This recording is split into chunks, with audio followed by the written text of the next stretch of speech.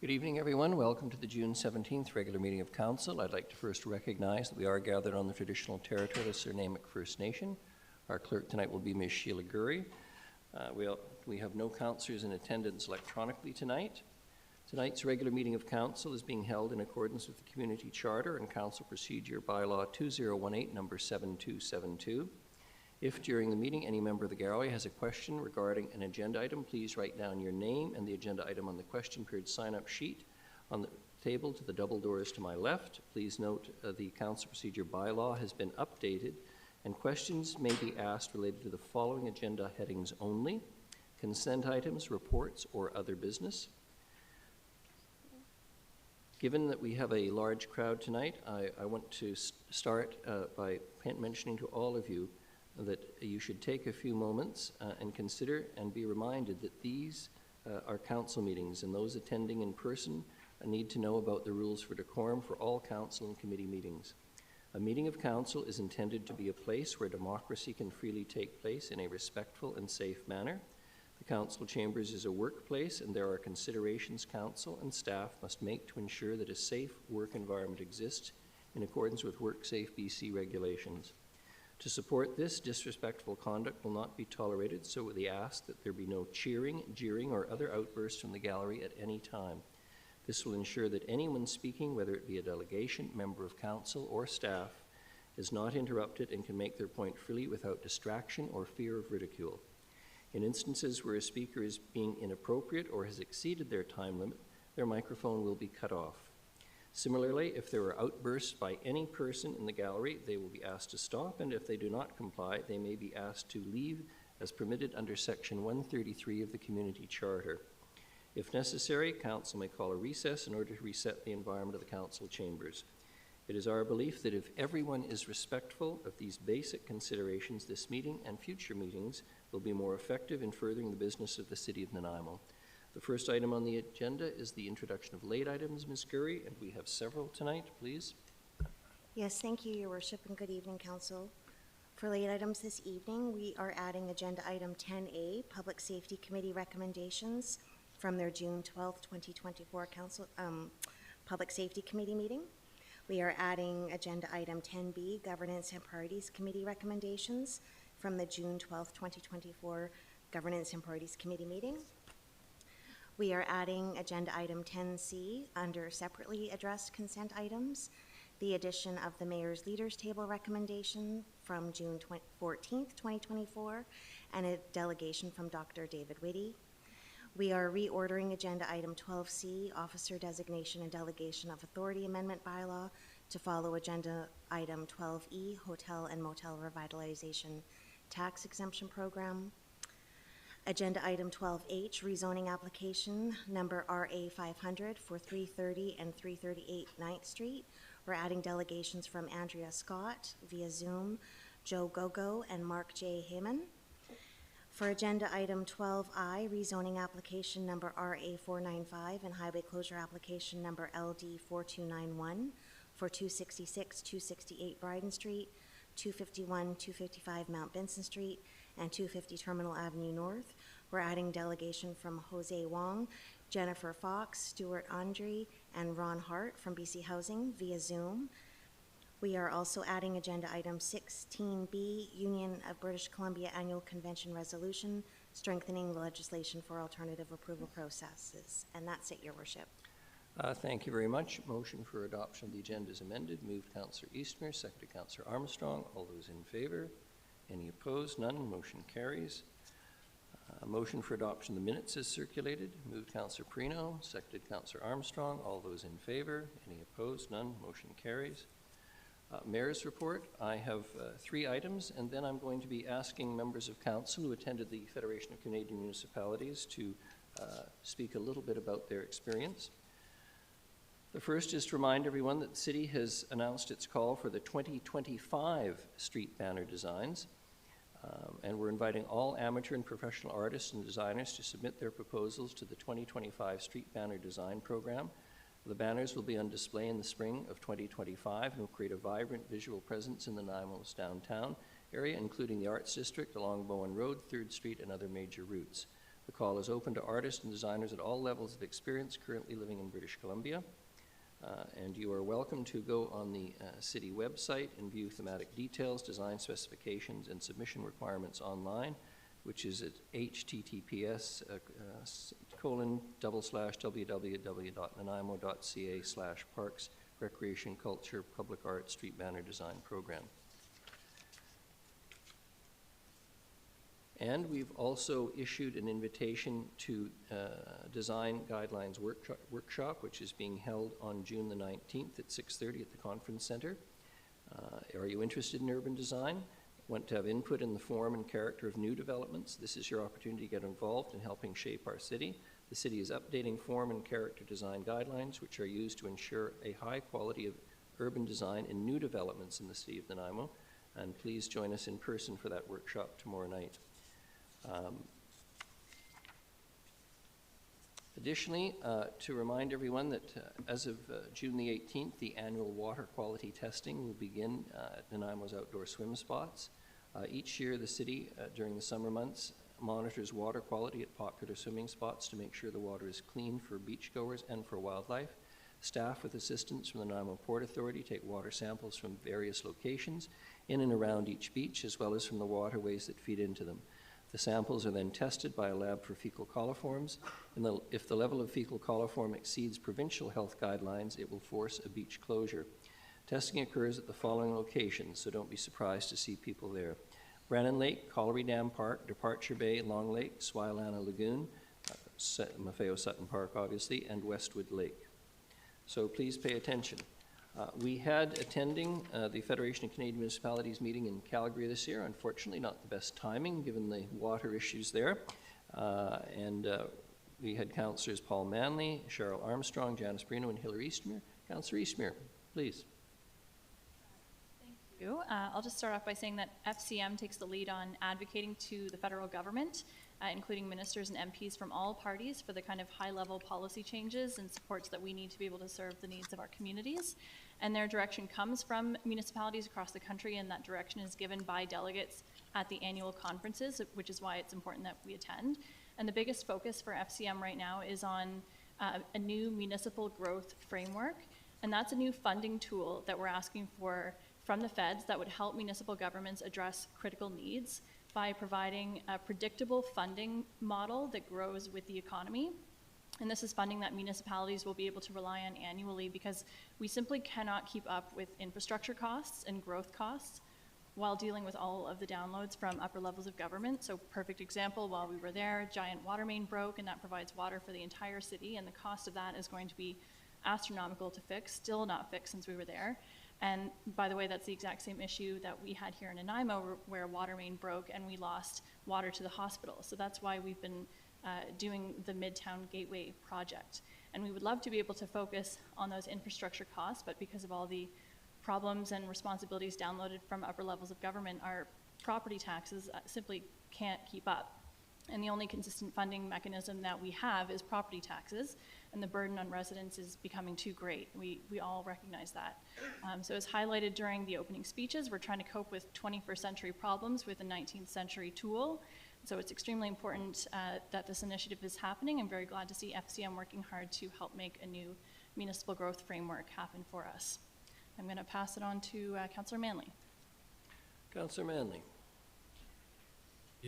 Thank you, Your Worship, and thank you for that. So one of the other points about this new municipal growth framework is that municipalities are responsible for 60% of the infrastructure in this country and collect 8% of the taxes. And so the tax load, is, they're collecting income taxes, but we're not getting that down as we get downloaded social services and all kinds of other things. I went to a number of the Green Municipality Fund workshops, and there's a real focus on increasing canopies in communities. I could see the need for that in Calgary, but one of the things I found was really interesting was the community energy grants and low interest loans for things like geothermal or solar, and I think that there would be a real payback for this community in terms of lowering the tax load by taking care of some of our own energy needs by producing energy on the buildings that we have, or using the mines such as VIU has done. And so there was a lot of discussion around that. One of the things about FCM is you get to network with councillors and mayors from across the country. And what I heard from rural and urban communities is that they are dealing with homelessness, affordability, mental health, and addiction crises in all of their communities. And so I heard from small rural communities, they're seeing people show up in their communities with addiction and mental health challenges that they've never seen before. And this kind of, we see this, people moving from community to community as they run into problems in one community, or we've noticed this up and down Vancouver Island. But this is a crisis that's happening right across the country with homelessness, affordability, and mental health and addiction. Another real focus of the conference was around toxicity in municipal politics and at council meetings, and also in the way that staff are treated. And we've seen this kind of behavior with the treatment of our own staff during the AAP process, and it's an issue that's happening across the country with other municipalities, and highlighted by the Mayor of Calgary that there are people coming to council meetings with beefs about the UN or the World Economic Forum that have nothing to do at all with municipal levels of government, but people are finding that they think that that's the right avenue to have those discussions. Thank you. I guess pass it on to Councillor Perino, please. Thank you, Your Worship. And just a couple of observations. It was a great conference, and I enjoyed every bit of it. But I have to say, the very first morning at 6:30, an alarm went off, of course, on our cell phones, to tell us that there had been a massive water break. And Calgary has a population of more than 1.6 million. And the very first words were, do not shower, do not bathe. And it just hits you like 1.6 million people are being given this direction.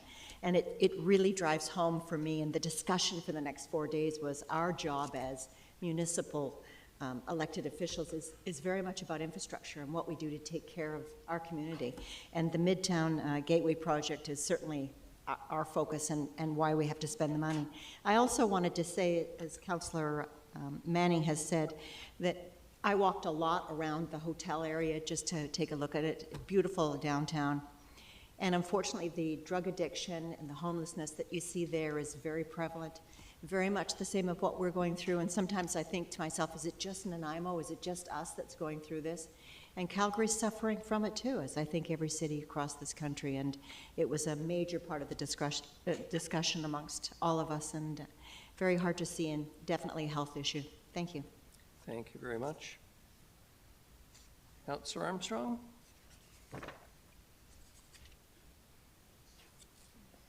There we go.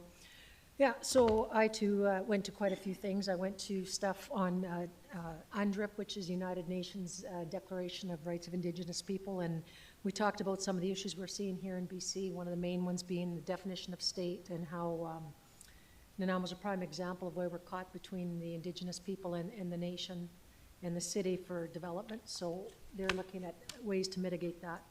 Then I went to a community that used to be the military base, over 200 acres on the one I went in. It's called Curry, and it's a partnership with Canada Living, which looks after all of the government properties, the City of Calgary, and private developers. And I know it's a concept that many people don't agree with, but it was based on the 15-minute city and also on sustainability. And it showed how they kept beautiful parks with the original trees. There was bike lanes built throughout the community, not on the roads, but throughout the community. Accessible parks. There was 3 schools, 1 a private school. 2 big daycares there. They're in the process of building a seniors care home as well as seniors facilities.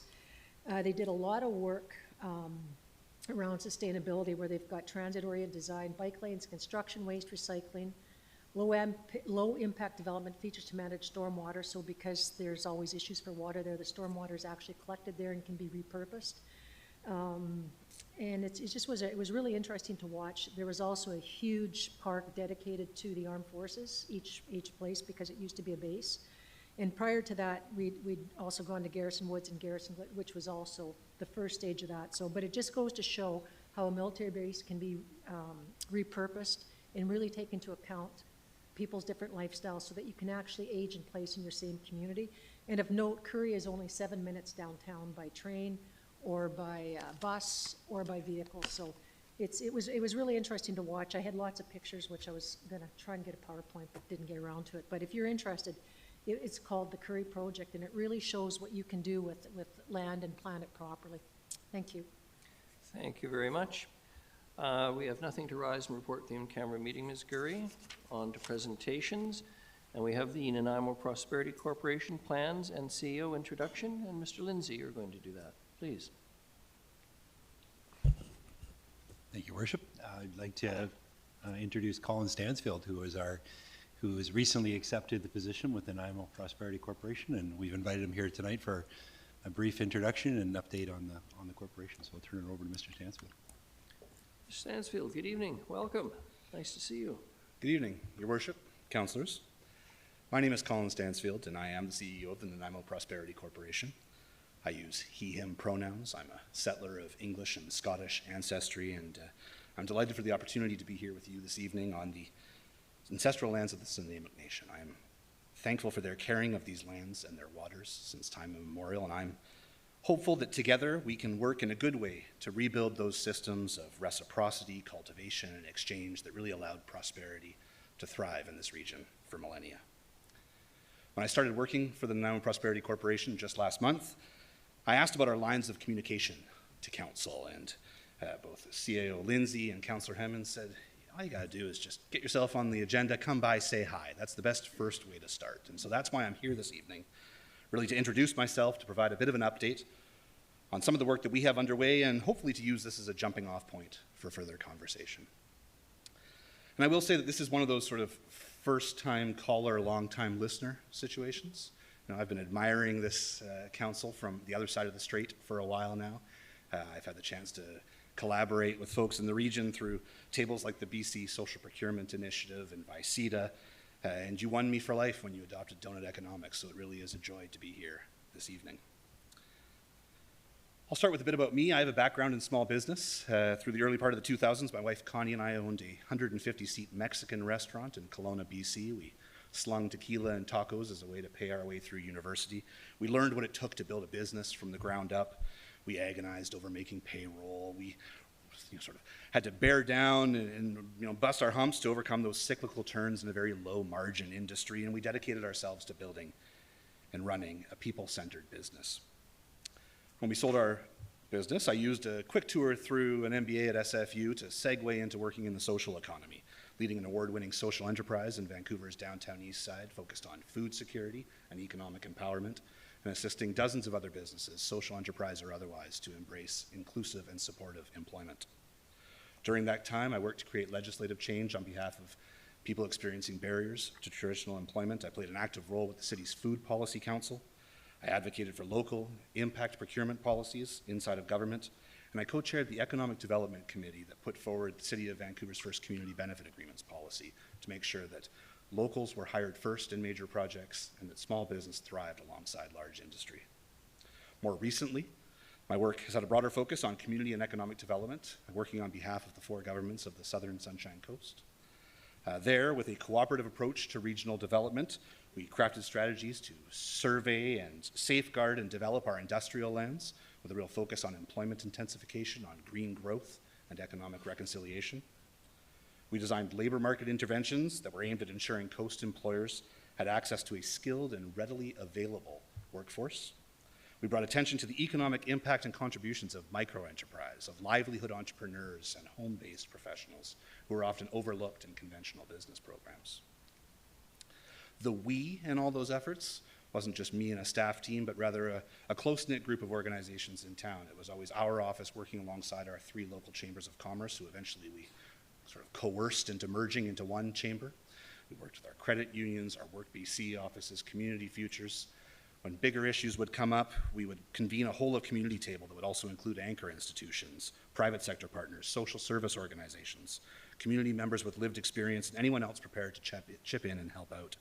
I myself am a devout proponent of asset-based community development and believe that everybody has a role to play in building a sustainable community. It was the benefits of working together that allowed us to achieve success despite some significant challenges related to severe lack of workforce housing, climate-related emergencies, and demographic frustrations that constrained our economic potential. And so it's that arc through small business, social innovation, and community economic development, and those constants of purpose, partnership, and advocacy that I bring to this role. By way of a reminder, the Nanaimo Prosperity Corporation was constituted in 2021 as one of the key recommendations from the 2019 Economic Development Function Service Review. Say that 10 times fast. So our mission is to leverage Nanaimo's strategic assets to develop and sustain a vibrant local economy by leading initiatives, partnering on projects, supporting business development, encouraging innovation, promoting reconciliation, and attracting investment. To align with our mission and values, which include collaboration, inclusion, resiliency, integration, engagement, and reconciliation, NPC is committed to supporting a balanced economy that is diverse, wealth retentive, and export rich. To regenerative use of our natural resources, applying a broad use of our circular economic principles and a disciplined conservationist approach to land use management. To good production capacity with coordinated supply chains sufficient to sustain Nanaimo's growing population, even in times of emergency. And to the development of a stronger entrepreneurial ecosystem through advocacy and collaboration, addressing the upstream challenges that prevent innovation from getting to market and contributing to the vitality of our economy. As we work to realize the goals and objectives not only of the city's economic development plan and the integrated action plan, but also the development priorities of other founder partners and key regional stakeholders, our approach is framed by the city's adoption of donut economics as its foundational economic philosophy. We believe the donut framework is a global best practice, and when the city committed to adopting the framework, it launched us onto the world stage. Mayor Krogh was quoted at the time saying that it makes sense all round. And indeed, it does just make sense. And while it's presented as an innovative and ambitious model of economic vitality, I think it's also worth noting that it isn't a new approach to living sustainably on these lands. Arguably, it is a return to the balanced and regenerative model of social economy that existed in this territory from time immemorial and to the disastrous imposition of colonialism. Daylighting and reaffirming our commitment to those traditional ways of living in community and in harmony with these sustaining lands and waters is true reconciliation in action. So if that's a little bit about the who and the why of what we do, I'm just going to take a few moments then and give you a sample of some of the work that we're on right now, a bit of the what. And so the Prosperity Corporation's work is most easily understood through the 6 goals of the Economic Development Strategy. Economic, human, and social capital will catalyze business and investment activity throughout the community. Business development targets retention, expansion, entrepreneurship as pathways to growing the local economy. Innovation and technology include initiatives that exploit Nanaimo's existing base of technology companies, as well as leveraging technology to unlock potential in other sectors of our economy. And finally, placemaking and attraction is concerned with refining the city's approach to promoting itself to the entrepreneurs, investors, and innovators who will drive growth into the future. When we look at economic capital, NPC is coordinating the efforts of some of our largest industrial landholders and critical asset operators to catalyze development in the transportation, cargo, and distribution logistics sector. Our aim is to secure Nanaimo's role as the hub of Vancouver Island and to position ourselves as a valuable extension of the Lower Mainland transportation network. We are also committed to revitalizing downtown and the waterfront. The simplest first step for us was to open an office downtown at 75 Front Street, but bigger swings like One Port Drive, the Waterfront Walkway Implementation Plan, and working with the Nanaimo Port Authority and redeveloping properties along Stewart Ave are on our radar too. And of course, we're absolutely excited to celebrate and amplify the great work being done by the Chamber with the Commercial Street Night Market, the placemaking activities of the Downtown BI, and the exciting programming led by the Nanaimo Art Gallery. With respect to human capital, which includes skills development, building an inclusive workforce, talent attraction and retention, NPC has been working with 8 local engineering firms to run a cooperative marketing campaign aimed at attracting skilled engineers to the region. As part of that initiative, we've also been liaising with universities across the country to establish greater brand awareness of Nanaimo and the breadth of opportunities that exist for engineering students and graduates from every discipline. On the inclusive workforce front, we're excited to learn more about the progressive efforts of our partners in the social profit sector. Organizations such as the Nanaimo Association for Community Living and Coco's Cafe, who are blending social enterprise and supportive employment to make a meaningful difference in the lives of those experiencing barriers to employment. There are lessons there that could help businesses from all sectors tap into otherwise overlooked sources of human capital that already exist in our community. For social and environmental capital, it's about strategies to build networks and partnerships, health and housing, healthcare capacity, and First Nations reconciliation. Partnership is at the very core of NPC. It's baked into our DNA. We are partners, We are also building relationships at every scale. We collaborate across sectors here in Nanaimo, and we take an active role in regional, provincial, and federal tables that are focused on achieving economic prosperity and community well-being. We are committed to working alongside our partners in the Nanaimo healthcare ecosystem to ensure that our residents not only have equitable access to the healthcare system resources we deserve, but also to demonstrate the full measure of social and economic benefits that will flow from ambitious investments into our care economy. We haven't yet taken many bold steps into the local housing system, but we recognize the desperate need to build new stock across the housing spectrum, and we are particularly interested to make sure that there is sufficient workforce housing, the missing middle, to accommodate growth in every sector of our economy. I've touched a little bit on economic reconciliation and our commitment to demonstrating reconciliation in action, but it goes further than that. NPC is excited to work with our Nanaimo partners and the Chamber of Commerce to develop an Indigenomics program to ensure that our local nations are active players in a prosperous economy. We believe the success of our host nations is already self-evident, and our ability to continue down the path of right relations will be a hallmark of our success as a region. The business development chapter of the plan includes strategies for exporting and trade, enhancing the business climate, retaining and expanding businesses. NPC is collaborating with its partners to create BRE programming, Business Retention Expansion Programming, that will be focused on capacity development for entrepreneurs. We understand that small business is the lifeblood of our community, and we recognize that more often than not, it's passion rather than specific business acumen that drives someone into business ownership. And so it's on us as a community to meet those entrepreneurs with the support and resources that will help them to succeed. Creating a positive business climate is something that is easy to say but more challenging to accomplish, because cultural transformation requires common understanding and generous assumptions. In my short time here, I haven't come across anybody who's a bad actor in this space, and I'm confident there's a critical mass of business leaders, owners, and staff who hold a shared vision and commitment to regional prosperity, and that's something that we can work on. NPC will work diligently to support new and existing efforts in those areas of overlap, but we will also facilitate constructive dialogue along the edges where there's still some work to be done. Innovation and technology in the plan is all about connecting the tech sector, strengthening the innovation ecosystem, and leveraging tech clusters. At NPC, we welcome the innovators and investors who are inspired to help us meet the challenges of social and environmental balance and to build on emerging opportunities. Together with partners, we've hosted a couple exciting Pecha Kucha evenings to showcase some of this local talent, and we'll continue to build out programs that focus on the idea of seeking out entrepreneurs, of creating synergy among them, supporting their efforts, and streamlining the process to get those innovations to market. Finally, placemaking and attraction is all about how we promote the city. This council has seen the new place-based brand for Nanaimo that was launched by Tourism Nanaimo last month. It is an adoptive brand the Prosperity Corporation has partnered with tourism to bring to market. The idea behind this shared brand is that neither of our organizations are meant to be self-promoting. We're tasked with promoting Nanaimo. The new brand is an exercise in just that. It's about this place and the opportunities that exist for all of us to put our stamp on its development. The next step for the Prosperity Corporation is to build out our investment promotion and business development processes to create a model that is designed to produce deal flow, a portion of which we know will lead to new business investment. And once again, partnership will be at the core of those efforts, a Team Nanaimo approach to enriching and achieving our individual and collective aspirations, such that we are using our economy as a tool for self-determination, and the benefits of that growth are shared equitably by all residents of Nanaimo.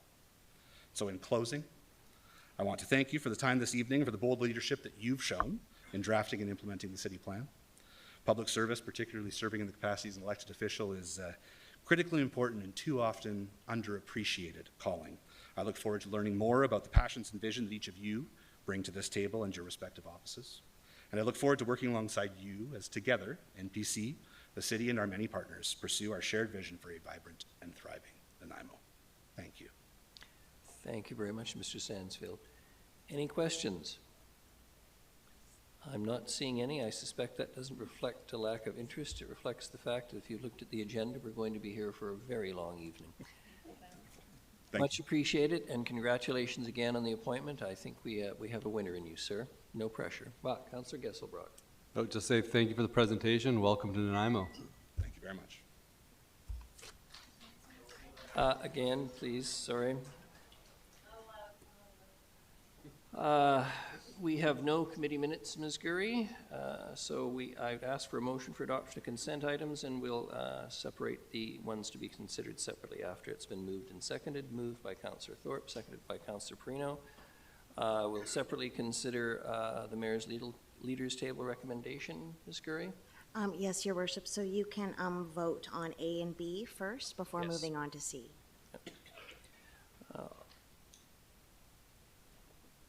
No questions, all right. On 10A and B, all those in favor? And any opposed? None, motion carries. Thank you very much. The next, the separately addressed item is the recommendation from the Mayor's Leaders Table. And we do have a delegation. Dr. Whitty. Good evening and welcome. If just for the sake of the record, you could state your name, please. Certainly. David Whitty. And you'll Pleasure to be here. Thank you. And you'll have 5 minutes. I'll let you know when you're 4 in. Thank you very much. The 5-part motion before you emanates out of 2 main areas. I just review those to set the stage. The Mayor's Infrastructure Task Force, you recall, was chaired by Donna Hayes. I sat on that task force. It identified 5 infrastructure needs. One was accessible housing. With the formation of the Mayor's Leaders Table, which I have the privilege and honor of sitting on, the 5 infrastructure needs were brought forward. Accessible housing morphed into homelessness, recognizing that accessible housing is a key part of addressing homelessness, and we thought it could be tweaked into that format. The proposed motions before you come as a result of that aforementioned journey. But before we get into that, just by way of background, just some reminders, if I may, Mayor. While the recent supply of housing has been significant and a good job on the part of the city, and we've talked about that quite a bit at the Mayor's Leaders Table and the good work being done, the numbers of housing and the right types of housing are still not enough. Notwithstanding the good work to date, the numbers of homeless continue to increase at a rate of 30% per year, approaching 1,000 in this year, and possibly 2,500 in 2030 if those numbers continue to spiral out of control. The numbers of brain-injured drug users is increasing dramatically, resulting in long-term significant health costs. And on a per capita basis, Nanaimo has 10 times the number of homeless compared to Victoria and Metro Vancouver. That's really quite a shocking number. As a result, all levels of government are spending upwards of $21 million in 2023 dollars to keep 1,000 people basically on the streets.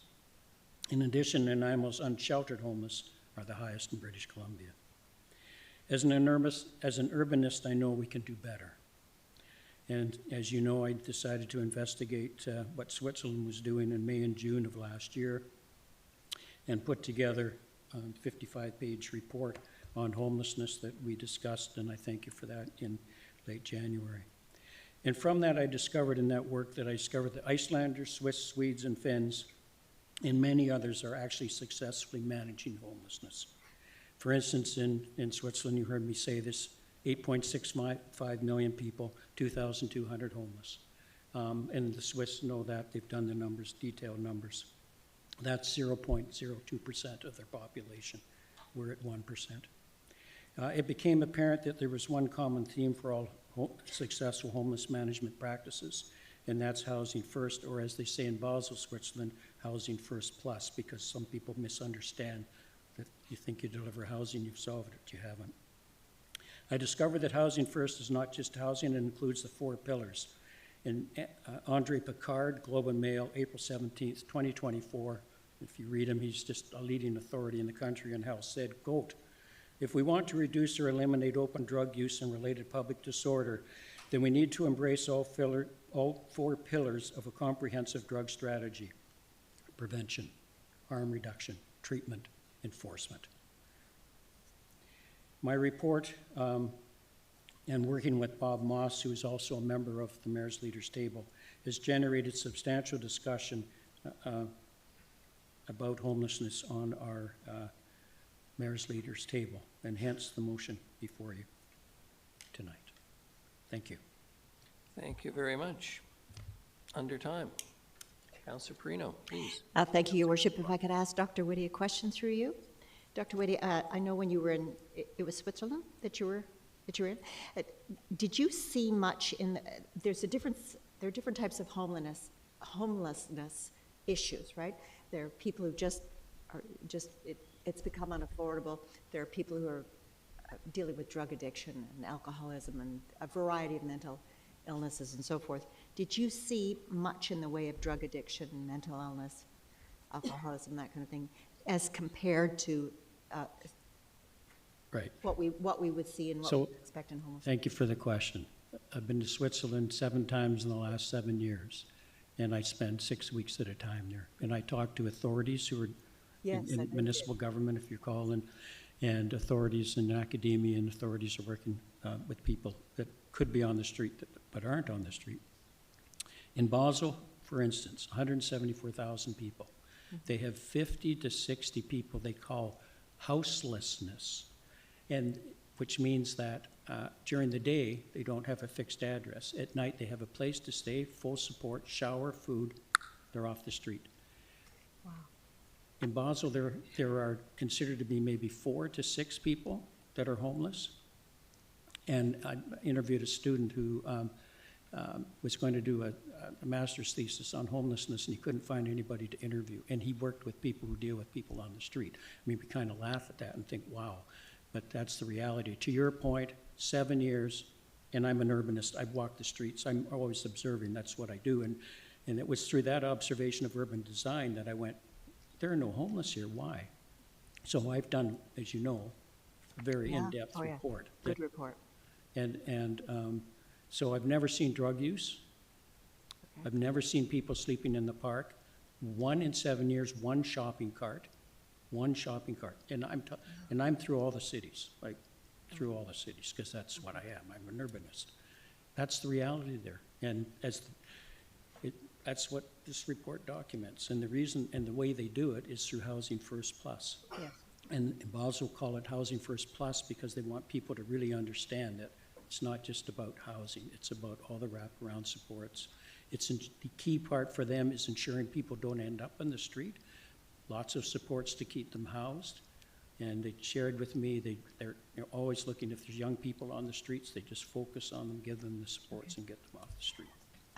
If I might, just one more. So now these particular 5 motions that you have suggested, do you feel that we're doing any of them comprehensively now?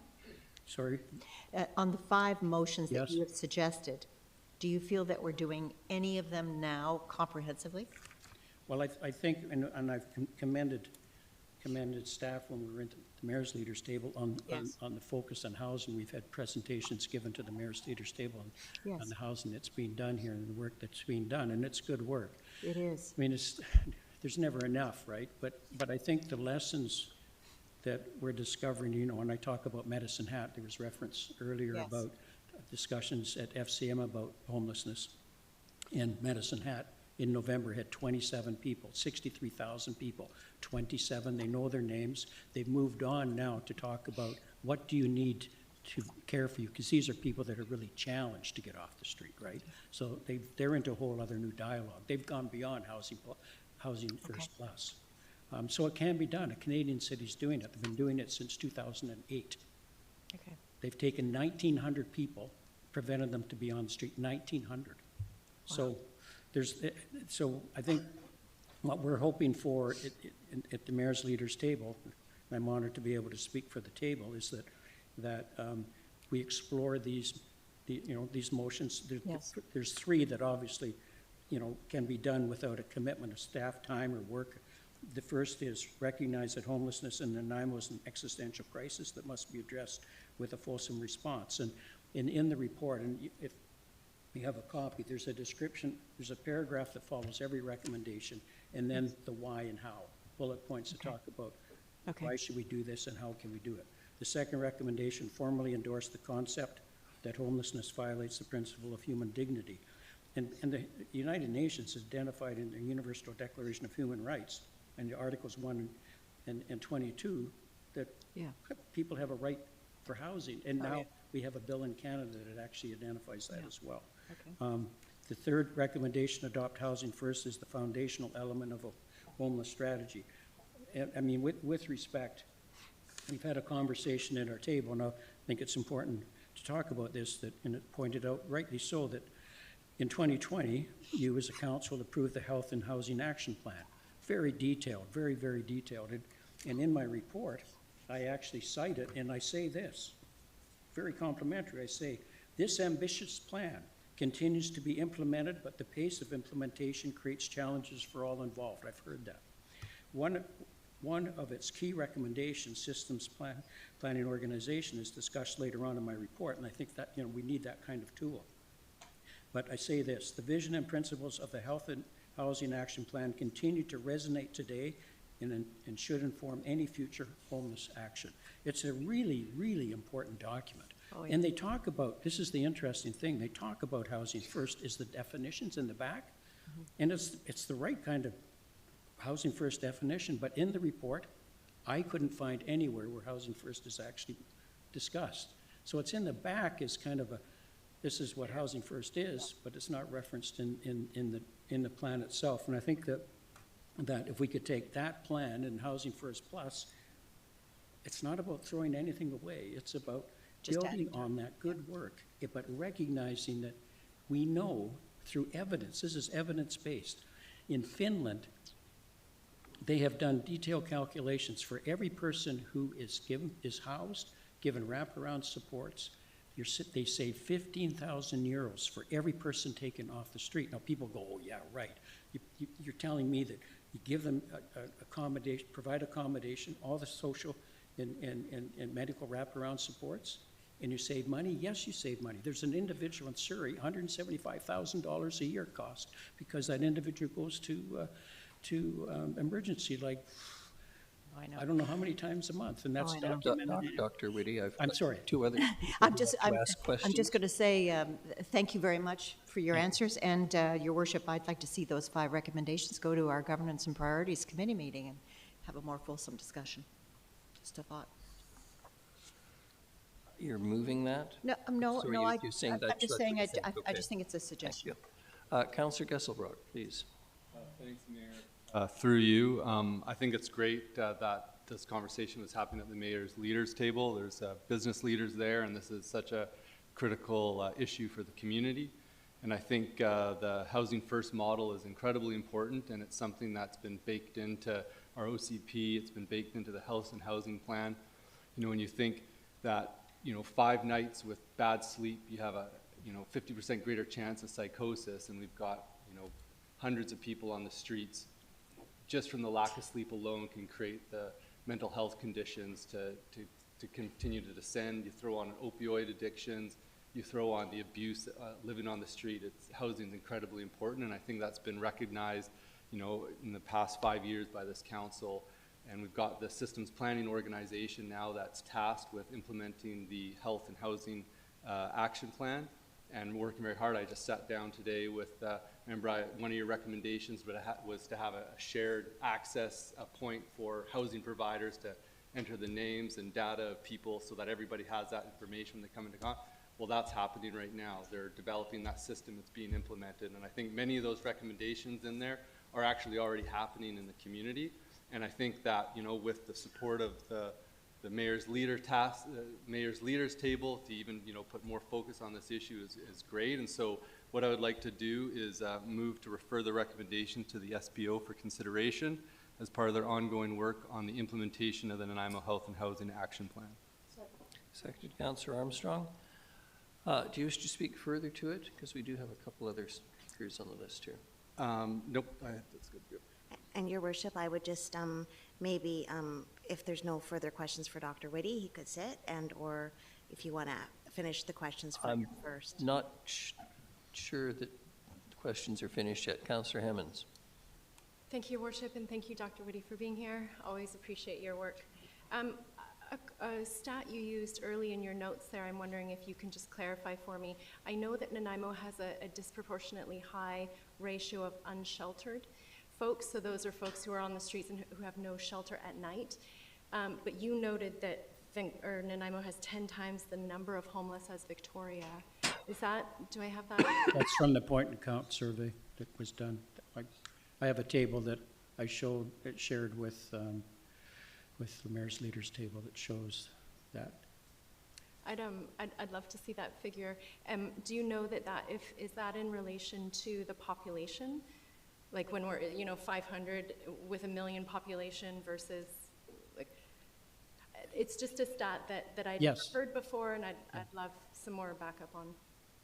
Yeah, no, and I don't have the slide with me. I was going to bring them, but I didn't. My quote is accurate, I know that. Whatever, yeah. It is. I'm careful about things like that. Thank you. Thank But you. may I just respond to Councillor Gilsberg? There is, again, lots being done. And I'm careful to say this because lots of people are doing good work. But my experience in reviewing what's being done in Europe for Housing First Plus, we call it now, is that these are really unbelievably integrated, coordinated systems and processes. And I got to meet the people in Basel and the people who are involved in this delivery. And they cannot emphasize enough integration and coordination. And yes, we've said we're doing Housing First, but I feel badly to say this, but I said it in that previous meeting to Councillor Hammonds, and I felt badly when I said this.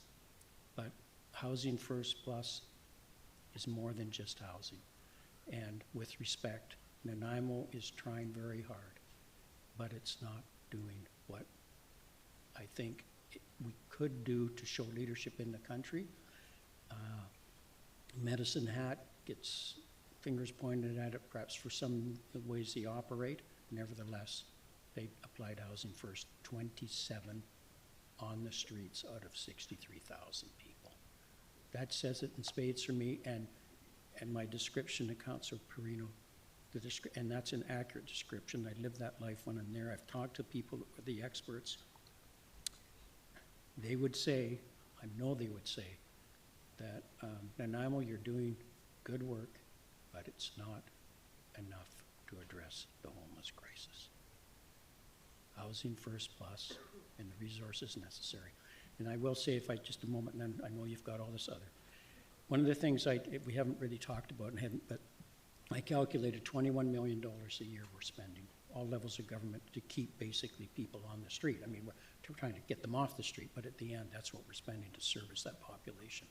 And so I ran the numbers of if we take that down and reinvest in housing, $65 million, we can build 900 units. We're always going to have people on the street, probably 100 always on the street. But I think, humbly, I think there's an answer in here, and at least part of an answer. It's not the answer, but I think it points in the right direction, and that's what the table is saying. We think that that's the case and worth exploring. So I appreciate the fact you would like to continue to explore that. Thank you very much. Thank you. I've got Councillor Manley and then Councillor Thorpe. Thank you, Worship, and thank you for your presentation, Dr. Whitty. I've spent some time in Medicine Hat, and I know they got significant amounts of provincial funding, and also that the cost of housing in Medicine Hat is far cheaper than it is in Nanaimo. We've had a real boom here in real estate prices, and we're paying the price in terms of homelessness and affordability for people. But may I, okay, sorry. Yeah, and I was mentioning earlier with FCM that municipalities pick up 8% of the tax income in this country and are responsible for 60% of the infrastructure. We're getting significant downloads on all kinds of issues, including social services. And so I'm curious about what's going on in Europe. What percentage of government housing is available in these countries? How much are there federal governments and state governments putting towards this Housing First Plus policy? Because here we don't have the funding to deal with what is an existential crisis, as you've identified. We have a serious problem here. If we had enough money to throw at it, I'm sure we could deal with it, but that is the key issue. I don't think there's any problem with will here. I think there's a serious problem with finances. And so I'm curious about what level of government support from senior levels of government they're getting in Europe to deal with the crisis. A great question. And I'm going to ask Dr. Whitty to be brief because I will be brief. Have more pages of The answer, agenda, councillors. Yeah, Yeah, Mayor Krog, the answer is actually in this report. I talk about that. I talk about this, how much the Swiss government, they have income tax, they have corporate tax, no question. The other thing I do in here, though, is I document in detail the amount of money the federal and provincial governments are dedicating towards some of these initiatives. And I humbly suggest, I've been around the block, the gray hair shows it. I think there's an opportunity here. I think there's an opportunity. Thank you, Councillor Thank you. Thorpe. Thank you very much, Your Worship, and I will be brief. I just wanted to thank Dr. Whitty for coming. We've heard you speak before. We appreciate your concern and your work in this area. I did want to make a comment, though, and basically ask a very simple question of you. You referenced Switzerland, and I think it was Finland, in your research, countries, and you acknowledged that Nanaimo has been doing a pretty good job to a certain level. But I think, as Councillor Manley just alluded to, we have to acknowledge that the issues of housing and mental health and addictions is not a municipal function that we can solve. It's a provincial, if not national, mandate. And you know, you referenced the pillars that this program stands on, and I know I made this comment to you once before.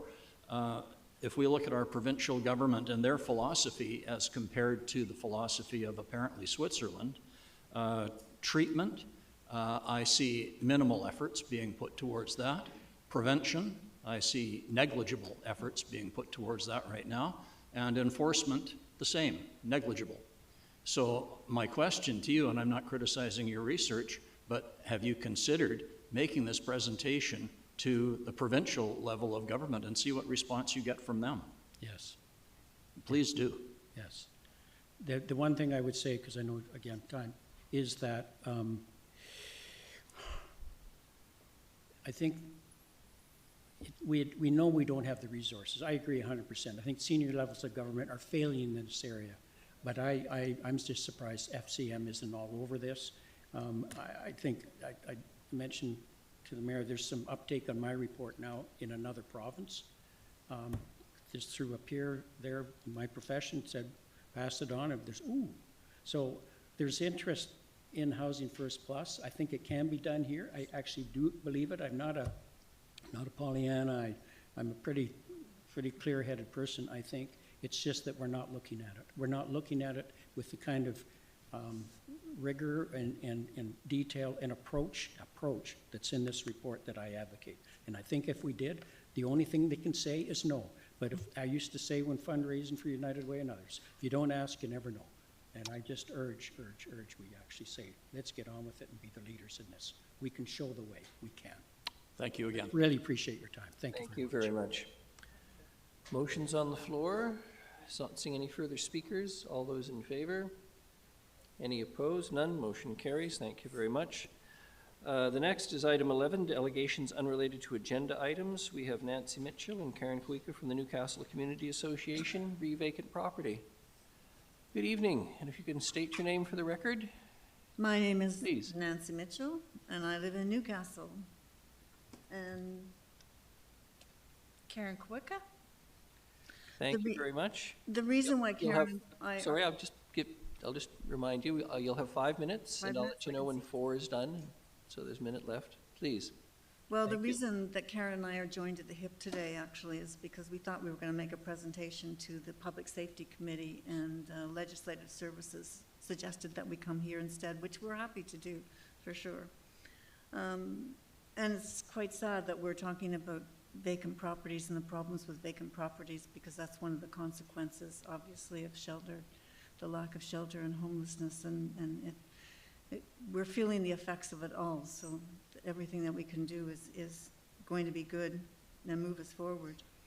The control of vacant properties has been a #1 priority in regard to safety and security considerations in Newcastle for a long time, and it's been on our priority list when we discussed that with council both last year and this year.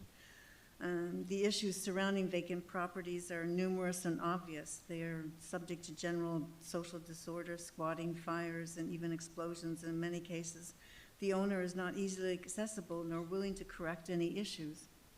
The result is not only a serious risk to public safety, but also a growing and highly visible sign of urban decay, of which there's plenty of that in Newcastle. Our objective really is how do we make owners accountable for what happens on their property? And how do we contact them when there's a problem and an issue? Those are the two things, and Karen will talk a bit about some examples that we have in the neighborhood. Several communities in British Columbia have seen the need to pass vacant property bylaws intending to hold the property owners accountable and accessible if there are issues. We've given you some examples in the research that we've done in an email that we sent to everyone last week. And we also had a look at the City of Ottawa, who just actually announced a property bylaw in 2022. And I know it's not British Columbia, it's not the charter, it's a municipal act, it's all kinds of different legislations, but it does contain some useful procedures that we think would really help in terms of the communities keeping track of vacant property bylaws. The posting of a sign on site, for example, which actually gives a contact number, is something that's part of the Ontario bylaw, the Ottawa bylaw. And the requirement that the owner representative actually attend to the property every 2 weeks is also a part of that particular bylaw. It's really asking the owner to look after their property. And there's a yearly permit of over $1,000 under the Ottawa bylaw, which at least provides funding for a registry and staff to maintain the information that you need to continue on with this. And we've had some expression of concern that this kind of a bylaw is not legal in British Columbia, and I guess we need to resolve that issue once and for all as to is it legal under the charter or not. But we haven't really come to any conclusion, in our examination of the community charter just seems to say that municipalities have the responsibility to do things and the authority that can balance out the needs within the community. So it would be good to find out for sure what the legal issue is. So as a result, what we'd like to do is ask council to pass a motion asking staff to prepare a report evaluating the experiences of other BC communities, addressing the legal issue, and recommending a course of action with respect to regulating vacant properties, which could include the status quo, a new bylaw, additions to existing bylaws, or seeking approval from the province to resolve the legal issue. And I just wanted, while I have a minute left, to turn it over to Karen to talk about some examples. Now, 1.5 minutes, actually, please. Yeah, as you know, bylaws are primarily complaint-driven, and as an association, in conjunction with Block Watch, we're the eyes and ears of the neighborhood. We're keeping watch of properties for our own safety risks and that of the community. And in order to try and reach a property owner when there is a problem, to be preventative, it's really arduous. 1 minute. It burdens us. So I have to somehow call in a favor, find a way to do a property search to try and find an owner, and then do an exorbitant amount of research to try and find a phone number to call someone, and then begin some kind of a dialogue with the property owner and solicit their support in mitigating the risks that their vacant property represents. Sometimes that's beneficial, and we can develop a collaborative relationship, and when we've had the opportunity to do that, we've seen major changes. And I can give you an example of 210 Caledonia Avenue, which cost the city thousands and thousands and thousands of dollars and man hours to try and manage. It was the abandoned power station, and it was riddled with camps, all kinds of dangerous situations, violence. And by collaborating with the property owner, we have secured the fencing. Could wrap up, please. Yeah. And we've been able to have the property patrolled, and happy to say that 3 fawn were born there this summer. Very good. Thank you. I've got some questions for you. Councillor Eastmere, Armstrong, and Prino in that order, please. Thank you. I just wanted to thank you for your delegation. I think this is something I've raised with staff before, and I definitely have some concerns about the logistics of the enforcement, but I think that I have more questions than clarity around this, and I think it's worthwhile digging into a little bit more deeply. So after questions, I would like to raise a motion arising from the delegations, but I'll give a chance for questions. Thank you. Councillor Armstrong. Thank you. I know we had this conversation, and Mr. LeBerge was there, and he can probably clarify it for Councillor Eastrom after, but everything that's in the Kelowna bylaws and all those are reflected in our two bylaws. It just isn't called a vacancy bylaw. It's under the fire bylaw and the, I believe it's nuisance property, Mr. LeBerge? Or maintenance of property. So we actually have what you're asking for already. But we don't ask for signs to be on the property, or we don't ask for the And owners I to make sure that they check. I think that's an issue that Mr. LeBerge was going to look into, because there was some concern around if we were allowed to do that under the community charter. So perhaps we can ask him that after. But I do know that everything you're asking for, other than the signs, is available. And the second thing you can always do, if there is an issue, is you can leave the message with bylaw, and then they will follow up with the property owner. Thank you. Councillor Perino, please. Thank you, Your Worship. Just want to say, I can see that you're obviously very sore, and so appreciate you being here tonight. And what the two of you have been doing for the Newcastle community is incredible, and I just want to say thank you so much. I really appreciated your email. I found it fascinating about what is being done in Ottawa, and very, very interesting. And so we can discuss some of those issues, but it really was an interesting read. So thank you so much for being here and giving us this update. Thank you. Councillor Manley. Thank you, Worship, and thank you for the presentation. And yeah, I understand the issue you're dealing with, and I know we've declared a few nuisance properties, recently that have been related to the issues that you're concerned about, people leaving buildings vacant and then squatters in them, or people camping on vacant lots that are causing problems for neighborhoods. And so I think that it's important to keep an eye on these things, but it's important to keep in touch with bylaw about these things, because the nuisance property designation is one thing that can be done to ensure that landowners end up paying a bill for properties that they let go derelict and become problems for the community. So.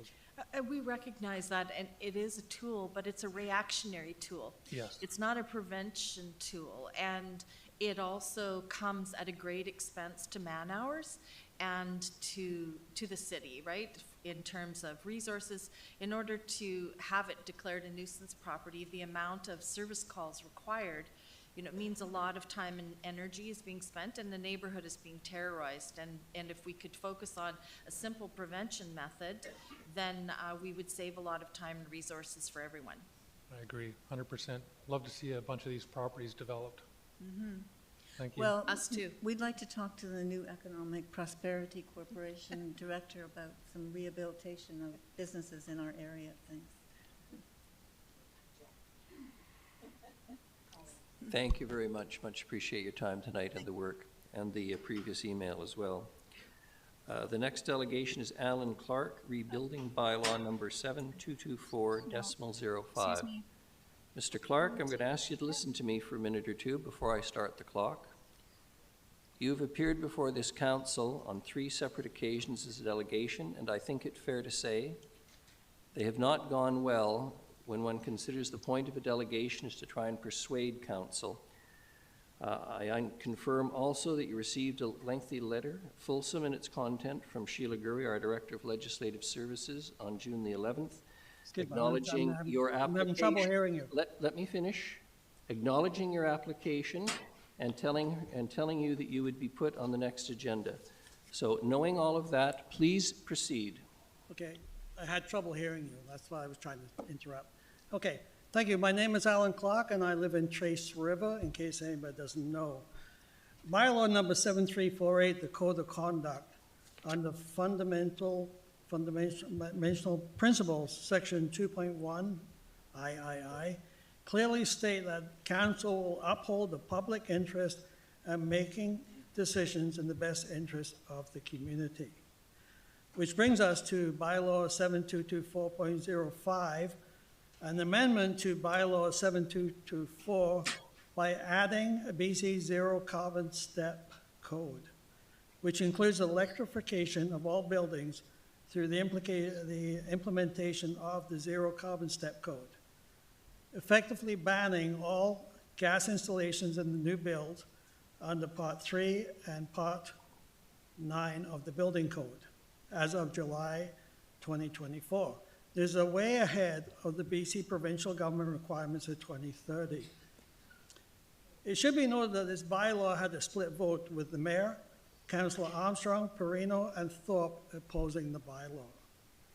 If, as the BC Zero Carbon Step Code suggests, it is for environmental reasons, how can this apply when the government cannot, the BC government cannot supply enough electrical power to meet existing requirements or have plans to meet the future needs in an all-electric BC? In 2023, BC had to import 20% of its electrical needs, of which the majority was produced by fossil fuels. Thank you.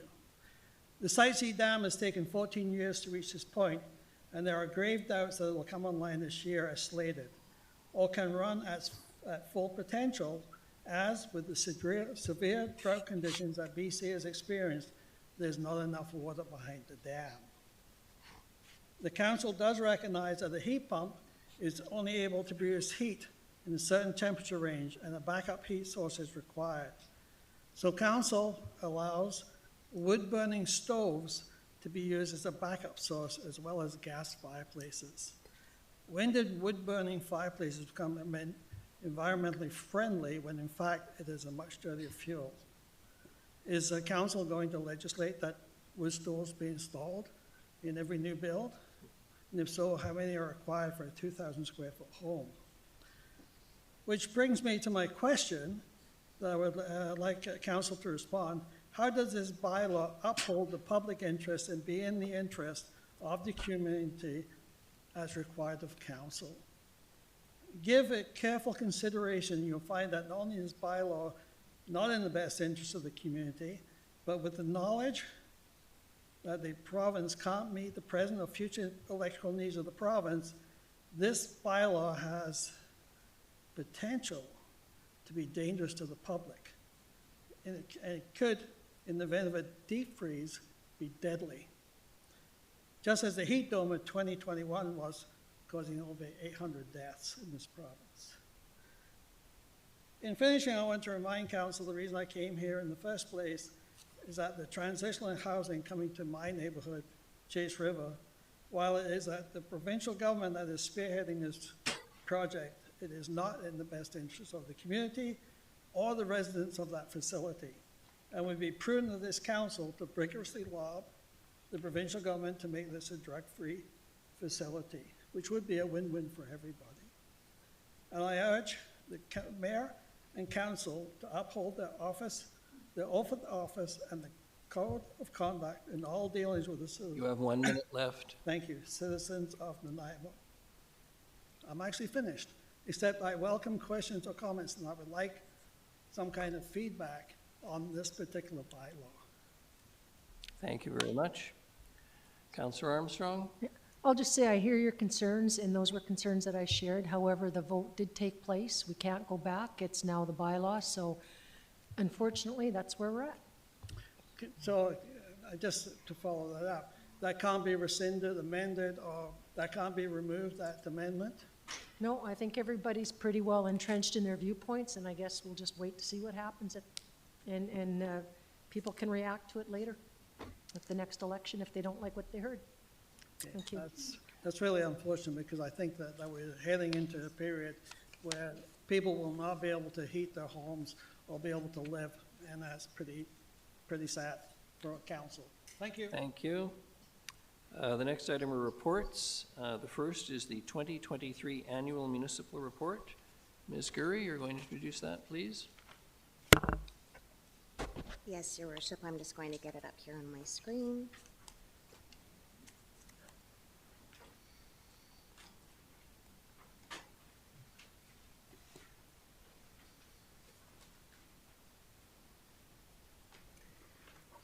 So thank you and good evening again, Your Worship and Council. The annual municipal report for 2023 is in full on your agenda this evening, and pursuant to Section 98 of the Community Charter, It requires municipalities in British Columbia to publish an annual report before June 30th of each year and to make that report available for public review. Just for information, the city was awarded a Canadian Award for Financial Reporting from the Government Finance Officers Association of the United States and Canada for its 2022 annual municipal report. This award is given to municipal governments that publish a report that is easily readable, efficiently organized, and clearly communicates the municipal government's financial picture. This is the third year that the city has received this award.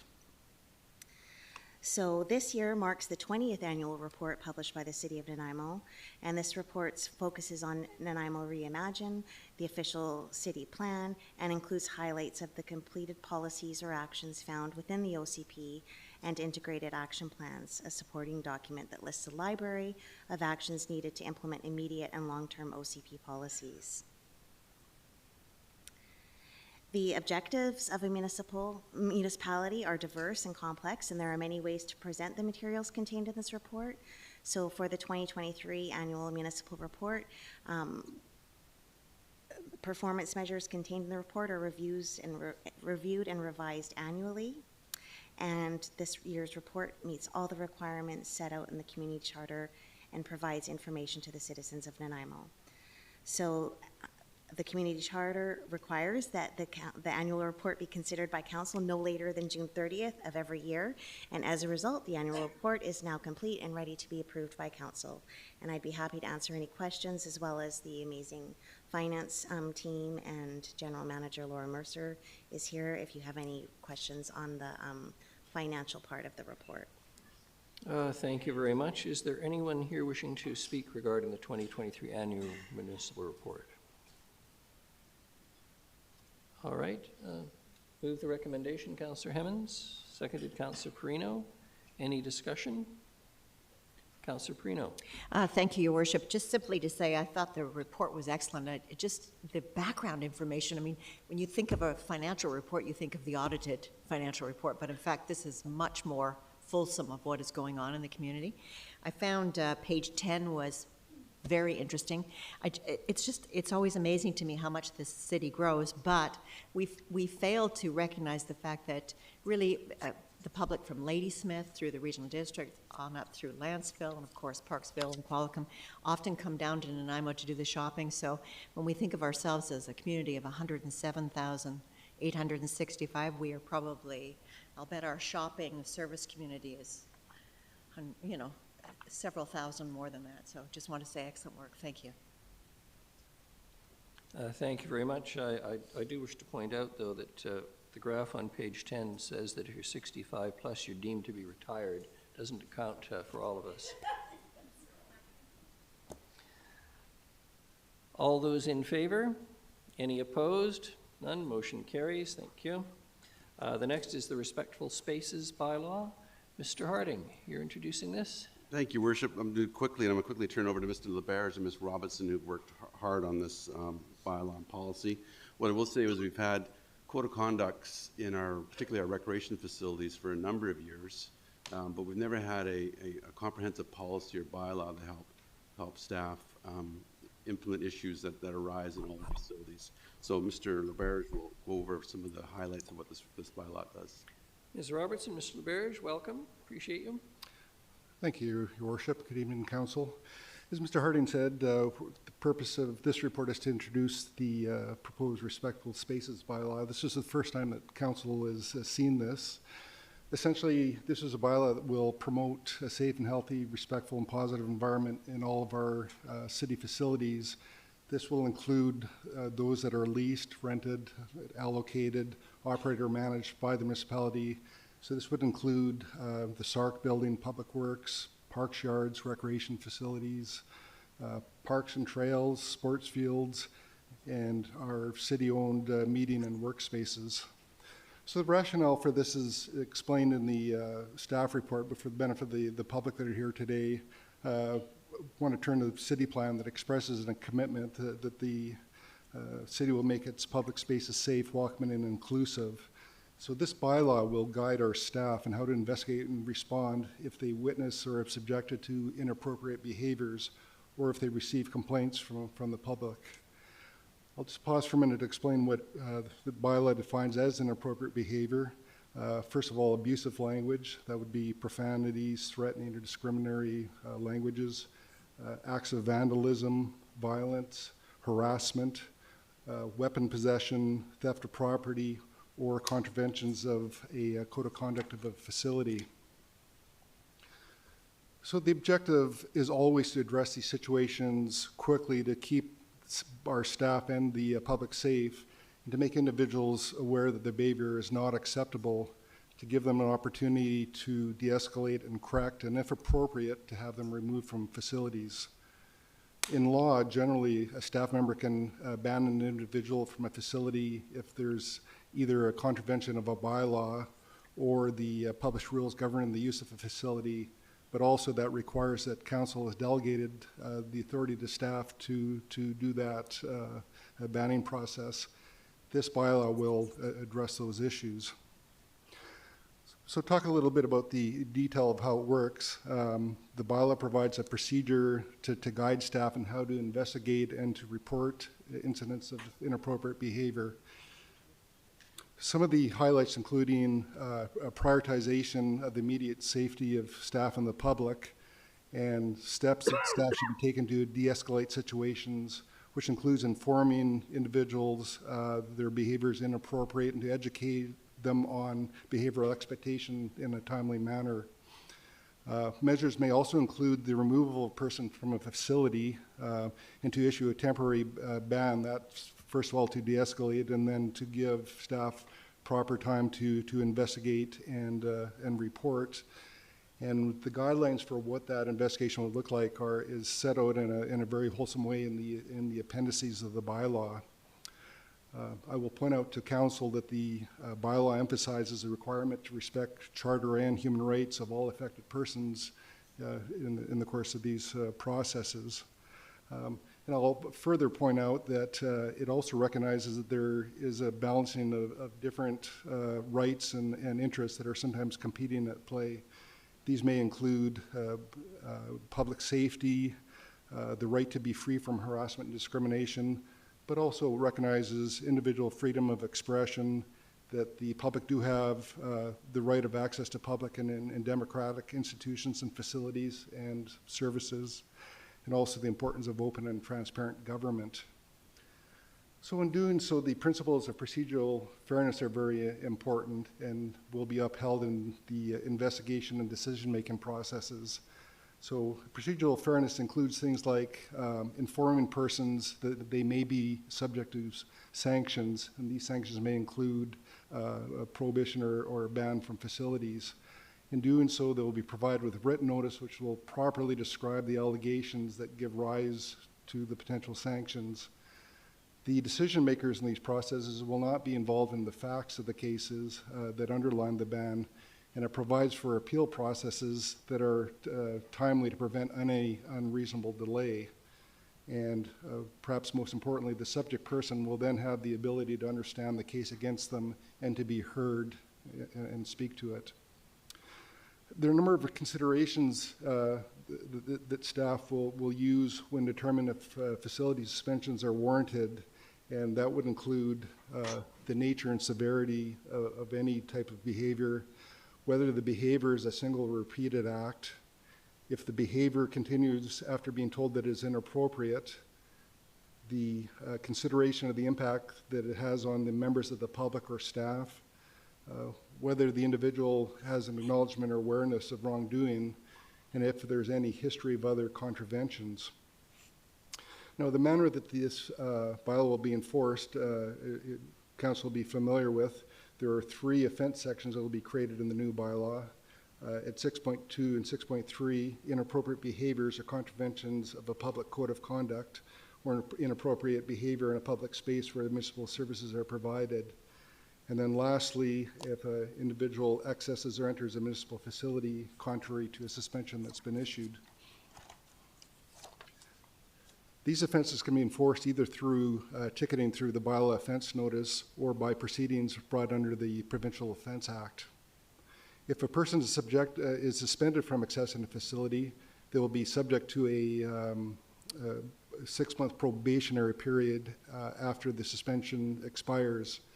And during that period, if there's another incident that occurs, a subsequent suspension may be considered of equal or greater duration, and the subsequent suspensions are not entitled to an appeal process.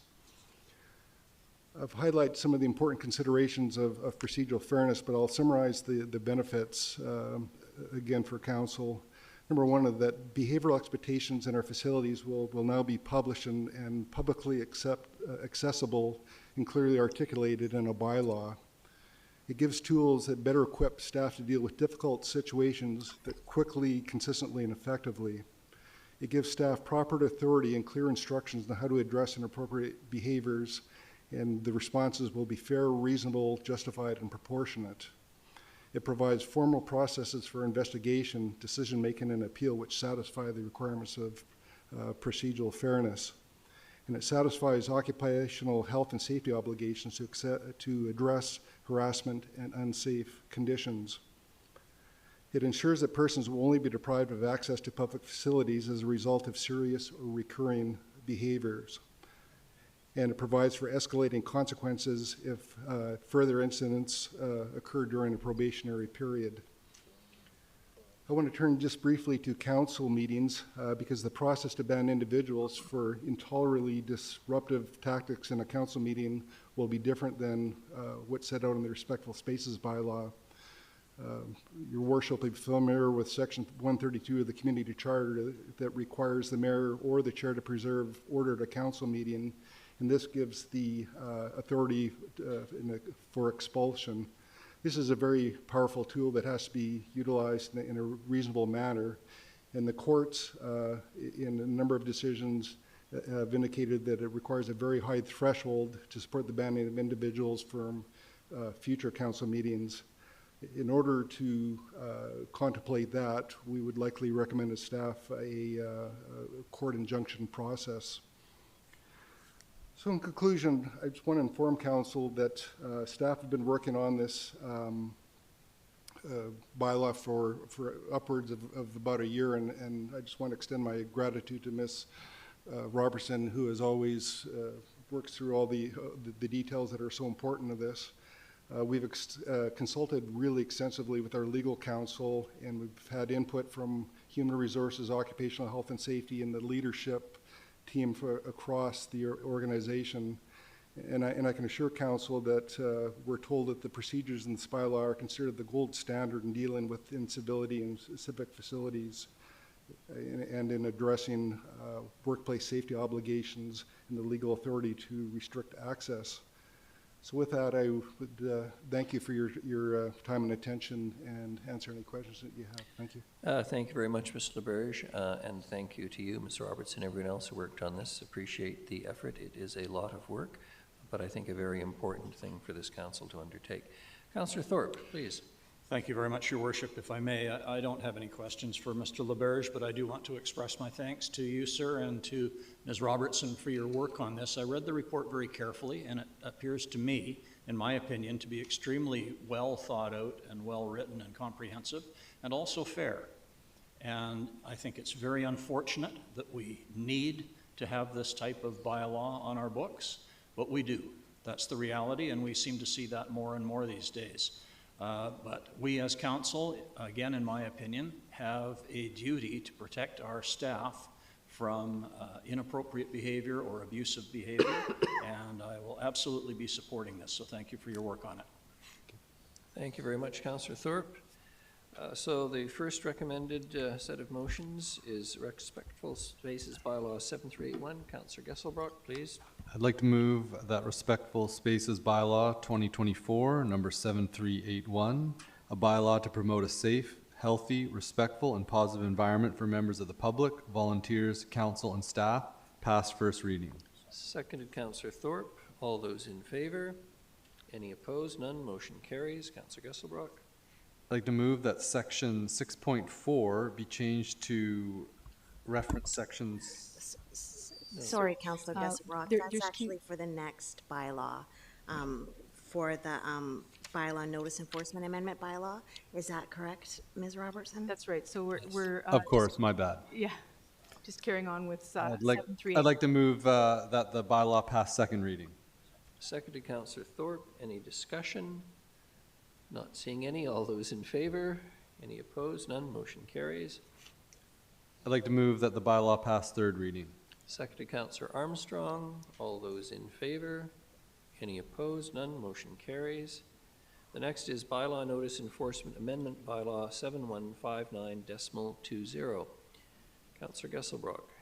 I move that bylaw notice enforcement amendment bylaw 2024 number 7159, a bylaw to assign fines for violations against respectful spaces bylaw, pass first reading.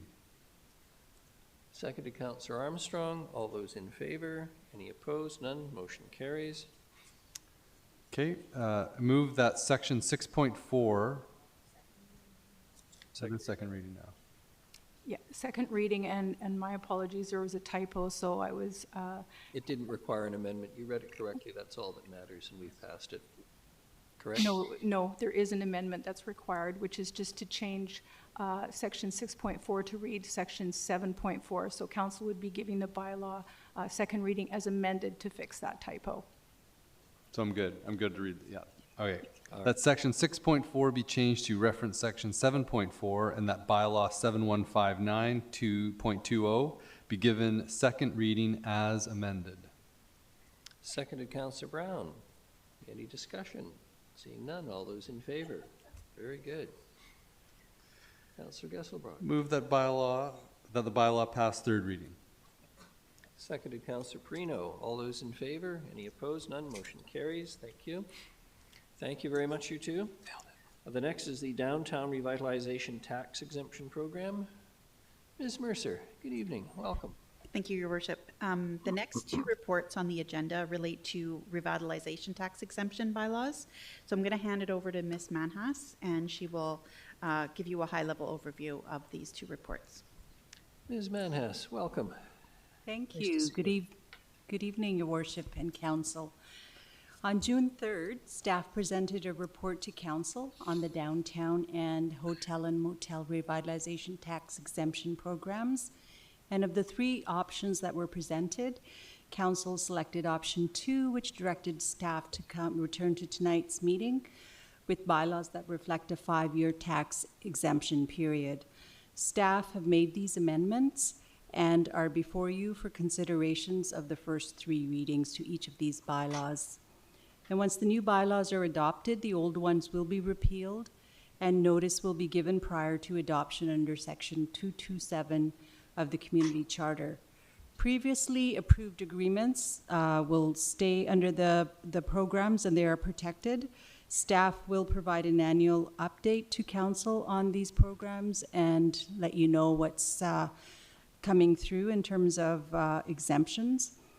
And key changes for the Downtown Revitalization Tax Exemption Program from its original inception is that the multifamily residential are moving from 4 to 10 units, and the building permit value is moving from $500,000 to $2 million, and the tax exemption is for the 5-year period. So you have before you option 1, which is that the revitalization tax exemption bylaw downtown 2024 number 7384 pass first, second, and third reading. And your option 2 is Council provide alternate direction. Thank you very much. I don't think anyone's going to be providing alternate direction. Any questions for Ms. Manhas? Not seeing any. Councillor Gesselbrock, please. I'll get somebody else to move it. Councillor Perino is going to do it. Yes, please. Sorry. The motion that revitalization tax exemption bylaw downtown 2024 number 7384, a bylaw to establish a revitalization tax exemption program for the downtown for a 5-year period, pass first reading. Seconded Councillor Thorpe. All those in favor? Any opposed? Councillor Gesselbrock. Councillor Brown. Motion for the bylaw to pass second reading. Seconded Councillor Thorpe. Any discussion? Not seeing any. All those in favor? Those opposed, Councillors Gesselbrock and Brown. Motion carries. Thank you. A motion to that the bylaw pass third reading. Seconded, Councillor Thorpe. All those in favor? And those opposed, Councillors Gesselbrock and Brown. Motion carries. The next is the Hotel and Motel Revitalization Tax Exemption Program. Again, Ms. Mercer, please. Okay. Over to Ms. Manhas once more, passing the torch. Thank you. Great. So for that one, key changes are the Hotel and Motel Revitalization Tax Exemption Program. The building permit value for that changed to $250,000 for renovations, and it changed to $3 million for new builds. Previously, both of these were at $2 million. And for that, we have option one, which is that the Revitalization Tax Exemption Bylaw Hotel and Motel 2024 number 7384 pass first, second, and third reading. And option two is council provide alternate direction. Thank you very much. Councillor Gesselbrock.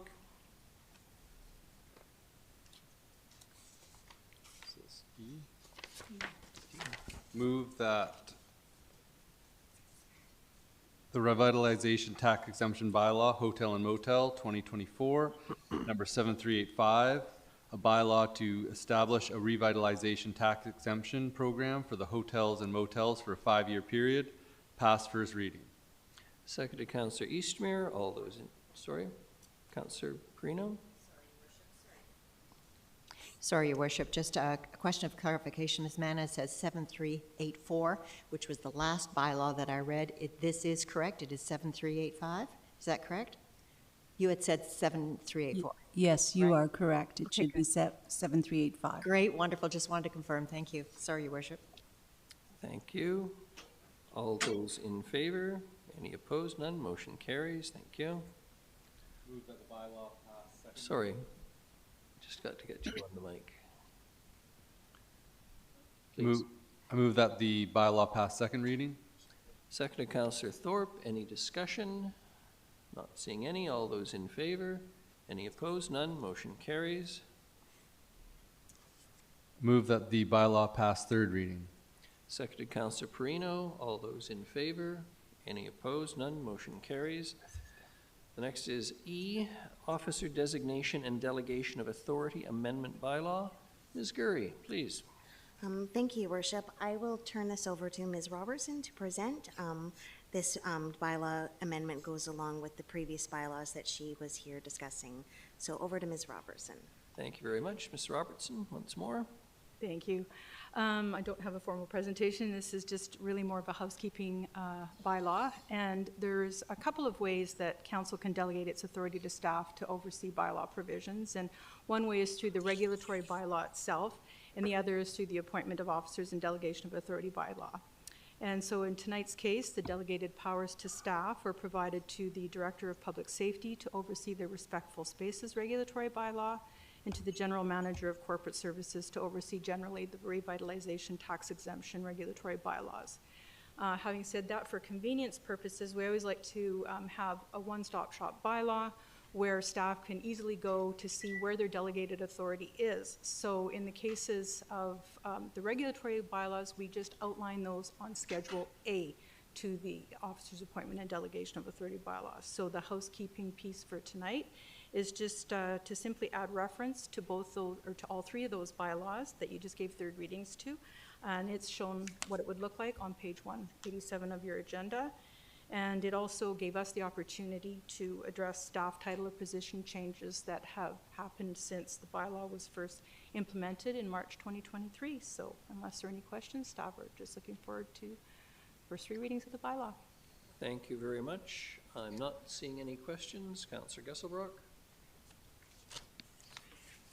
Move that Officer Designation and Delegation of Authority Amendment Bylaw 2024, number 7353.02, a bylaw to reference the Respectful Spaces Bylaw and Revitalization Tax Exemption Bylaws within Schedule A and to update staff titles, passed first reading. Seconded, Councillor Thorpe. All those in favor? Any opposed? None. Motion carries. Move that the bylaw pass second reading. Seconded, Councillor Hemmons. Any discussion? Not seeing any. All those in favor? Any opposed? None. Motion carries. Move that the bylaw pass third reading. Seconded, Councillor Manley. All those in favor? Any opposed? None. Motion carries. Thank you. The next is F, amendment of project under the revitalization tax exemption bylaw 2018 at number 7261 and 220 Halliburton Street. And that's Ms. Mercer. Yep, thank you, Your Worship. I'm going to pass it over to Ms. Manhas, and she'll walk you through the highlight details of the report. Thank you very much. Therese the Charm. Thank you, Your Honor. The owner of 220 Halliburton Street, Kaser Investments Corporation. Oh, sorry. Sorry. Councillor Eastmere. Point of personal privilege. There's like a beeping happening. It's very, very distracting. I just cannot get confirmation of like, is it in this room? Is it outside this room? What is it? And can it be stopped? Like, what's going on? I'm really having a hard time like paying attention, and I see others having the same issue as well. I concur. There's security people in the room. Is it to do with the building outside of here, or? Doesn't appear anyone's fessing up.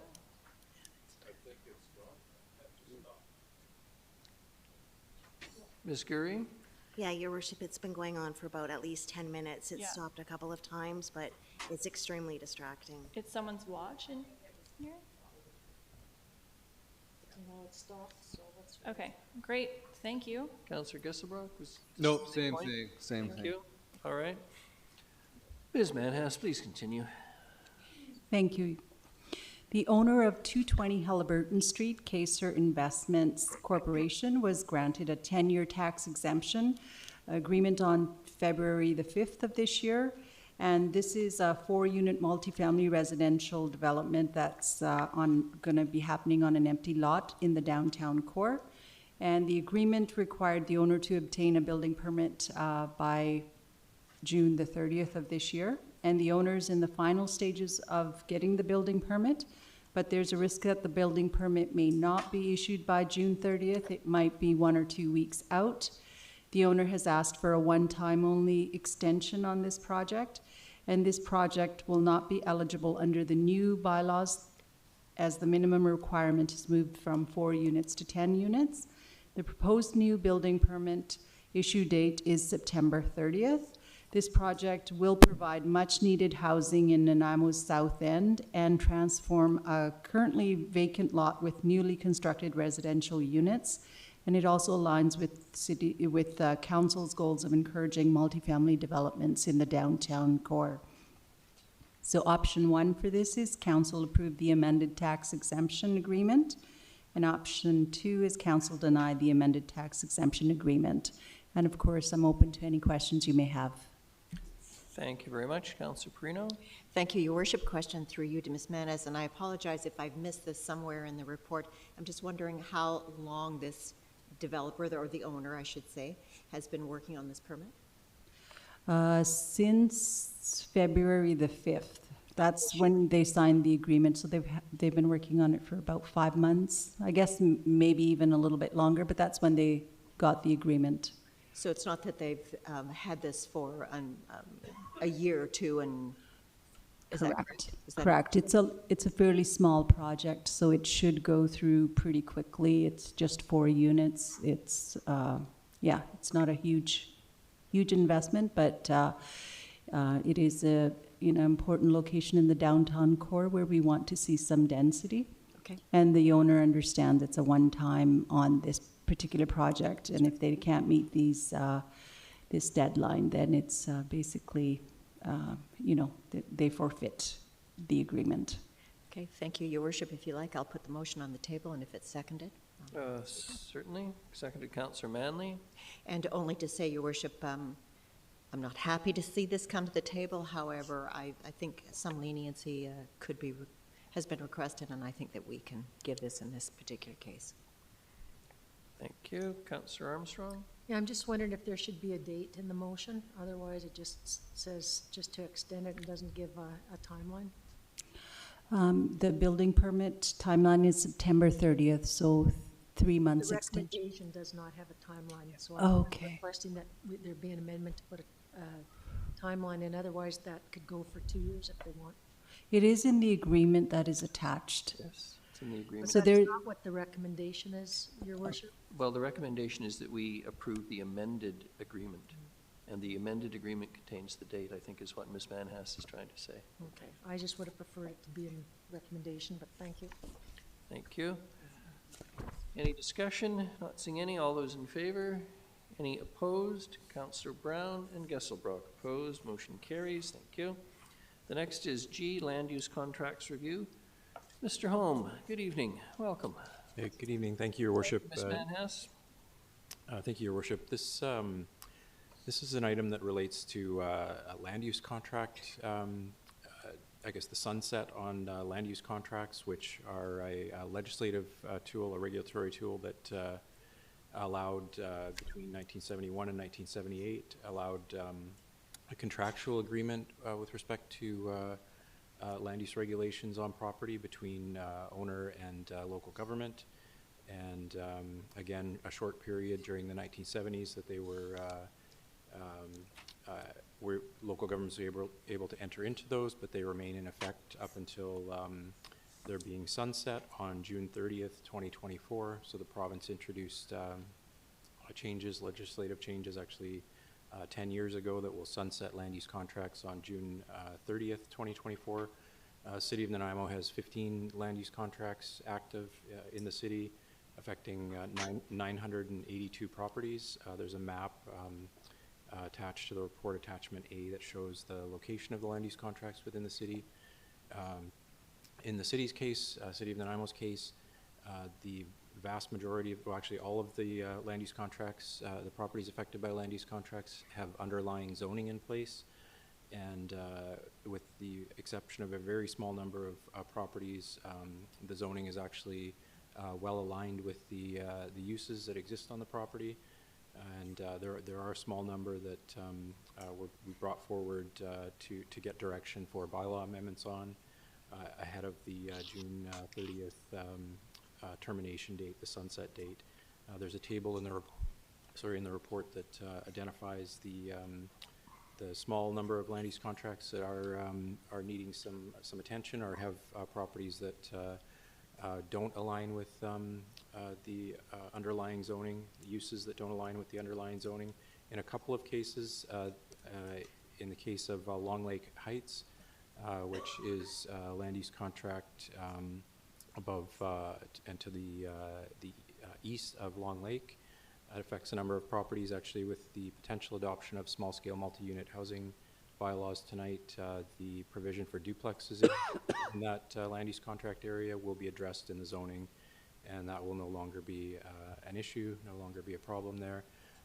There's a land use contract, Boban Industrial Park land use contract, 1833.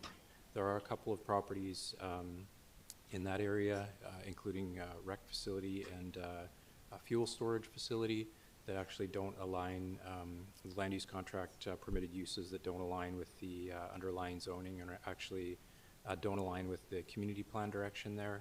So we're not recommending any changes there. They would, those properties would benefit from non-conforming use protection under the Local Government Act, should they be able to prove that's the case. There are a couple of properties, actually just 2 properties, that we recommend bringing zoning bylaw amendments forward to address the land use contract sunset there. 398 Bruce Avenue, that's a small office complex. The proposal to include office use in the zoning would be supported by OCP policy in that case, by city plan policy. And then a property on 1681 Boundary and 1600 Dufferin Crescent. It's a multifamily development that currently is not supported by multifamily zoning. It's right near the hospital. And the proposals are outlined in the report as far as how to address those 2 properties. So just seeking direction from council to bring 2 bylaw amendments forward to address some challenges with land use contracts, sunsetting, and existing uses on properties. Thank you. Thank you very much, Mr. Holm. I'm not seeing any questions. Someone care to move the recommended motion? Moved Councillor Manley, seconded Councillor Perino. Any discussion?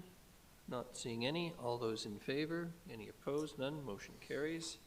Thank you. The next is yours as well, Mr. Holm. The rezoning application number RA 500-330 and 338 9th Street. Please. Thank you, Your Worship. I'll just be really brief. I understand there's a couple of delegations here to speak to this item. Briefly, this is suburban neighborhood designated property in city plan, proposed rezoning from R1 to R6. So a relatively lower density townhouse form development is proposed. The area is, the property outlined in red, it's within the Harewood neighborhood area and predominantly surrounded by lower density residential forms. The proposal is ground-oriented, three-story townhouse concept. As again, conceptual at this point. This is rezoning. Proposal is for 34 units. Attachment B, if you could bring that up on the screen, will show you the sort of conceptual plan for the property. Again, just conceptual at this point to demonstrate feasibility. City plan supports generally the townhouse ground-oriented form. There was I should have referenced actually that in this case, notification has taken place, that bylaw June 6th notification took place to identify to residents in the surrounding area that council would be considering bylaw readings for this application tonight, as the city is prohibited from holding a public hearing, as this is strictly residential use. So notification has taken place. Prior to that, in April of this year, a public information meeting was held. A number of concerns were raised by residents. Concerns related to traffic impacts, density, parking, tree removal, and fire truck access to the site. Just briefly, there's a community amenity contribution proposal of $3,800 a unit proposed should the application be supported.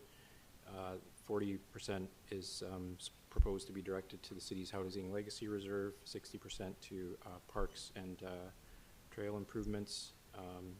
Additionally, proposed road dedication would be required to be secured, and lot consolidation would be required to be secured. I'm happy to answer any questions. Thanks. Thank you very much. Councillor Armstrong, please. Thank you. Is it fair to say that there's no anticipation that there would be any shadowing impacts due to the height of, because it's their residential units, townhomes? That's correct. Through to your worship, to Councillor Armstrong's question, as well. The proposed rezoning under the small-scale multi-unit housing that the city's required to adopt by the province is on the agenda tonight would actually allow for slightly taller buildings than what's proposed here as well. So. Thank you very much.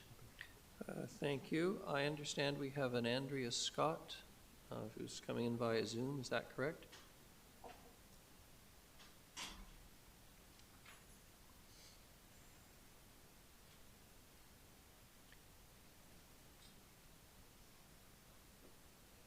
Ms. Scott, good evening. Good evening, Your Council and Worship. We're seeing, there we are, that's a little better. Did you wish to speak to this? I'm here to answer any questions you might have. All right. Any questions for Ms. Scott? Hearing on behalf of the proponent. Not hearing any, Ms. Scott, I appreciate it.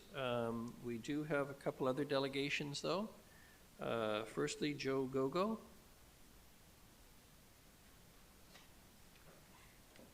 Mr. Gogo, if you could just introduce yourself for the record, and you'll have 5 minutes, sir, and when you get to 4, I'll let you know you have a minute left.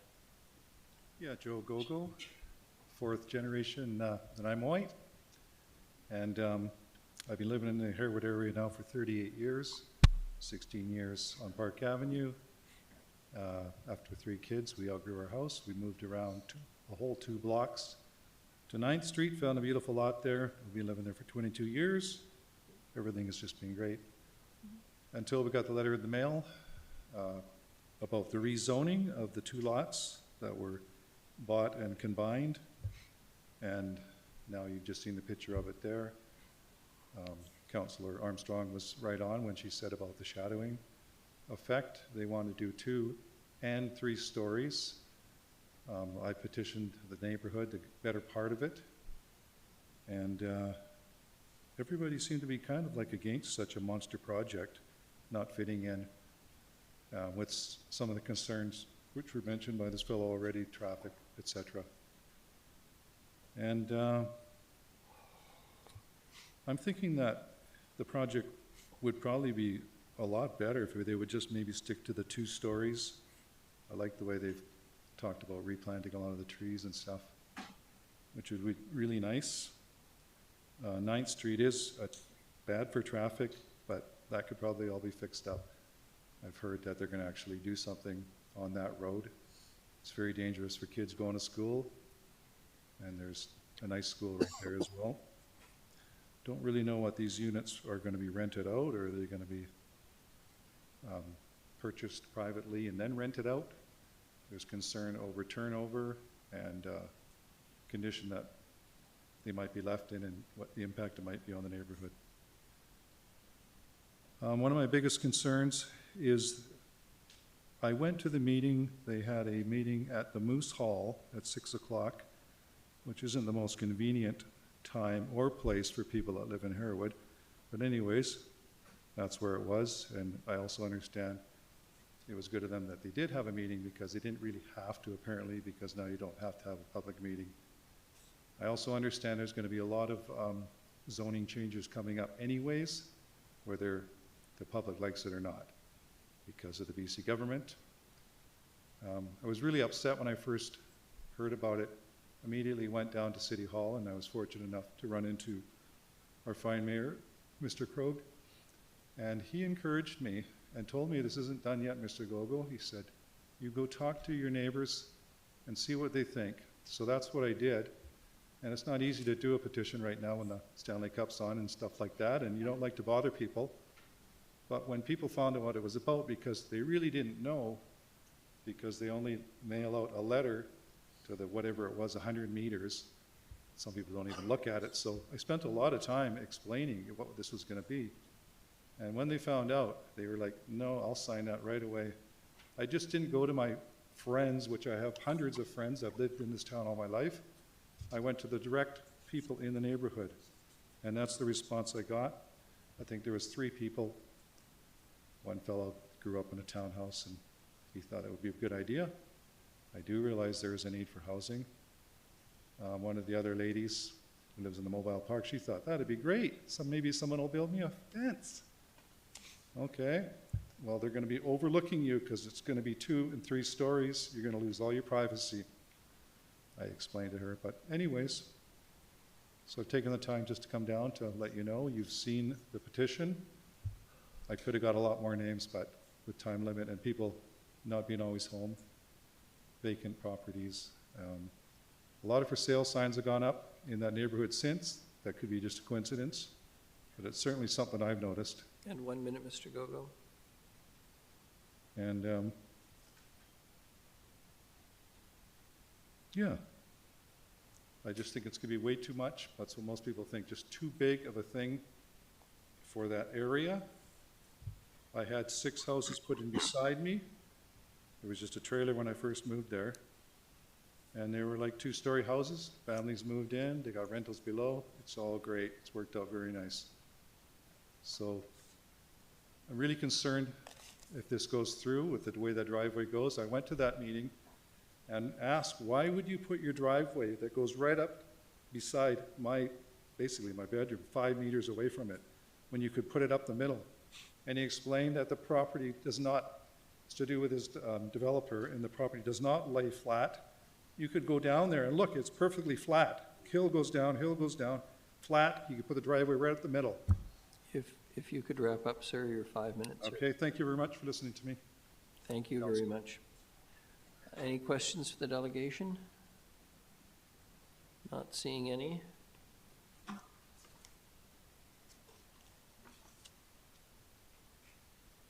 Councillor Eastmere?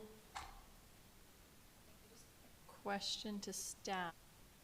This is a conceptual plan. We're just at a rezoning, so we're not actually considering the form and character and massing of the conceptual plan at all. We're just simply dealing with the bare land, because I agree, like, the design as it looks now, I have some questions about the decisions that have been made, and the drive aisles make me wonder too, but that's really not what we're considering tonight, right? Through your worship to Councillor Eastmere, yeah, that's correct. There would be, if the rezoning were successful, there'd be a design review through development permit application as well. So staff would potentially be working very closely with the developer to readjust this based on our best practices. And there would be, there would be input from the design panel as well. Okay, thank you. Thank you. Councillor Armstrong. Thank you. Just wanted to confirm, you said that these technically could go to 4 stories now under the new legislation? No, sorry, through your worship to clarify. So what's proposed, the zoning would allow 9 meters in height, and what I was referencing is the small scale multi-unit housing zoning would allow, I believe we're allowing 10.5 meters in height. So the slightly taller in the small scale multi-unit infill than what's proposed in the amendment for this property. Thank you. We have one more delegation to hear from. That's Mark J. Heyman. Mr. Heyman, good evening. If you could introduce yourself for the record, 5 minutes, and the 4 minutes are up. I'll let you know you have a minute left, please. Good evening. Thank you for your time. My name is Mark Heyman. I live in 5 acres in southern Nanaimo. My neighbor Joe just addressed you. He lives in my backyard, so to speak, or I live in his. I'd just like to illustrate a few points that have already been raised. One is fire safety. I appreciate that the basic design that was submitted is for informational purposes. However, something very much like that is intended to be built. I believe it's the developer or the firm's desire to build as many units on that property as they can possibly fit in order to maximize their own resources. In any case, in order to access it, according to that plan, you need a serpentine sort of entrance. A pumper truck would never get up there. Parking, they indicated 1 space per unit. I've seen 2 spaces per unit, but I don't know how, because there's no room for driveways, just garages. Garbage pickup, I didn't see anything about garbage pickup whatsoever. Their list of amenities includes a sidewalk so that you don't have to navigate the serpentine driveway to reach your unit. The density, our neighborhood consists solely of single-family homes. I live in a mobile park that abuts the properties. The traffic in our neighborhood is already chronic. Bruce Avenue is bumper to bumper today, mid-afternoon, and it's always like that. I find many people cutting through our neighborhood down 9th in order to reach 10th. That's becoming more and more of a problem, and as Joe mentioned, there's children on the road constantly, and cyclists and dogs. Commercial amenities are almost maxed out in the area. The new Quality Foods on Bruce has helped, but there's always huge lineups everywhere for every sort of amenity. The local health care and so forth speaks for itself. Now, as far as affordability is concerned, I assume that they're just going to be providing the standard semi-luxury townhouse that's being built in Nanaimo these days. I don't know how that's affordable to most people. If they're intended to be rented out, if most of the buyers are going to be renting these out, that's going to make traffic even more of an issue. You can assume 1 car per bedroom, and there's already no parking on any of the streets in our neighborhood. That's already been maxed out. There's very little left to say. I believe that the initial plan called for removing every single tree from that property, from the adjacent property, from those properties, as well as some trees from adjacent properties. I don't see how that's in keeping with sustainability. And finally, I can understand why City Council would be interested in this project, because doing some simple calculations, I estimated that the combined properties would raise under $5,000 in property taxes this year, while the combined 34 units would raise somewhere in excess of $120,000. And if that's replicated across the city, you'll be doing quite well in a very short amount of time. In any case, that's my presentation. Thank you very much for your time. Thank you very much. Questions from Councillor Prino? Thank you, Your Worship, and thank you for your comments. I appreciate them. I just, actually, a question through to staff, and so maybe Mr. Heyman may wish to sit down, but it stems from some of his comments. To Mr. Holmes, I'm just wondering, do we know yet whether or not this is a rental or a home ownership plan for this area? It would be, through Your Worship, to Councillor Prino, we can't say for certain, but I would suspect it would be ownership. Okay. I would suspect it would be stratified, but we can't say at this point. Okay, and you did say 2 to 3 floors, That's correct, not over 3 floors, right? That's correct, Okay. yeah. Through to Councillor Armstrong's question earlier to clarify, yeah, it's 2 to 3 at Okay, 9 meters. and one more question. Mr. Heyman was talking about, service vehicles being able to get in and maneuver around the area. When you go, should this pass, and you go to the design stage, does all that get considered at that point? Yeah, that's correct, it would. Okay. Through Your Worship to the question, it would be fire access and the like would be. Be looked at that point? Yeah, reviewed. Does that information go back to the public? No, not necessarily. Okay. No, it's through standards and specifications that the city has in place, design guidelines that guide the review. Okay, so that may be something that maybe Ms. Scott, Andrea Scott, may wish to help the public to understand should this go through. Thank you very much. Thank you. Councillor Manley? Thank you, Your Worship. Question 3 to staff. So you mentioned earlier on that the BC legislation, this would just be something that would be part of that legislation would be accepted through that change to zoning in Nanaimo. Is that correct? Yeah, through Your Worship, I should clarify, that was just in reference to building height. So these properties would be, if they were subject to the legislation, they would be, depending on the size, they'd be zoned for 4 units each. So potentially subdividable with 4 units on each subdivided lot created as well. So, but that's not the proposal that's before you now, obviously. But yeah, I was just referencing that the small-scale multi-unit legislation that and the zoning proposal that the city is considering tonight would allow buildings of 10.5 meters in height on infill lots, infill residential lots on over 22,000 lots in the city. So, okay, just regarding building height. And it would be going R1 to R5 rather than to R6. Okay, thank you. Okay, Councillor Armstrong? Okay, now I'm just a little bit more confused. So if this goes through tonight, can they change it later to fall under the new legislation, or would they be with this zoning? Through Your Worship, I'll clarify, yes, if this goes through, this is multifamily zoned. The provincial legislation applied to single and zoning that had was limited to single and 2 units. Those were restricted zones. So local governments can no longer limit properties to 1 or 2 dwelling units. We have to allow, depending on the size of the property, 3 or 4. Yeah. So this property, despite what happens tonight, could be rezoned anyhow and still get a lot of homes on it, correct?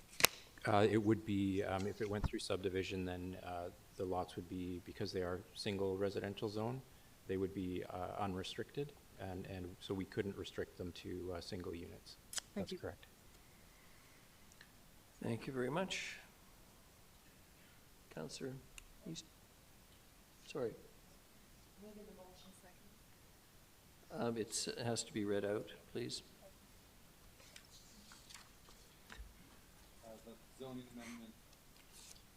Zoning amendment bylaw 2024 number 4500.225 to rezone 330 and 338 9th Street from single dwelling residential R1 to low density residential R6 with site specific floor area past first reading. Seconded, Councillor Hemmens. All those in favor? Any opposed? None. Motion carries. I move that bylaw pass second reading. Seconded, Councillor Thorpe. Any discussion? Councillor Hemmens. Thank you, Your Worship. Yeah, I just want to thank the residents for coming forward tonight and presenting the petition. These sorts of developments are always tricky. You're introducing density into a single-family neighborhood.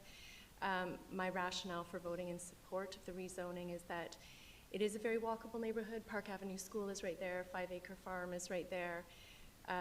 Access to 10th Avenue and transit is right there. So acknowledging change is difficult in neighborhoods, but this feels like a good project to me. And further, I like the townhome form because I think what we see in condos is we see this ability to go to micro units, which really drives up the profit. And I think townhomes are more amenable to 2 and 3 bedrooms, which are more family focused. So thank you, those are my comments. Thank you very much. I'm sorry, I forgot one.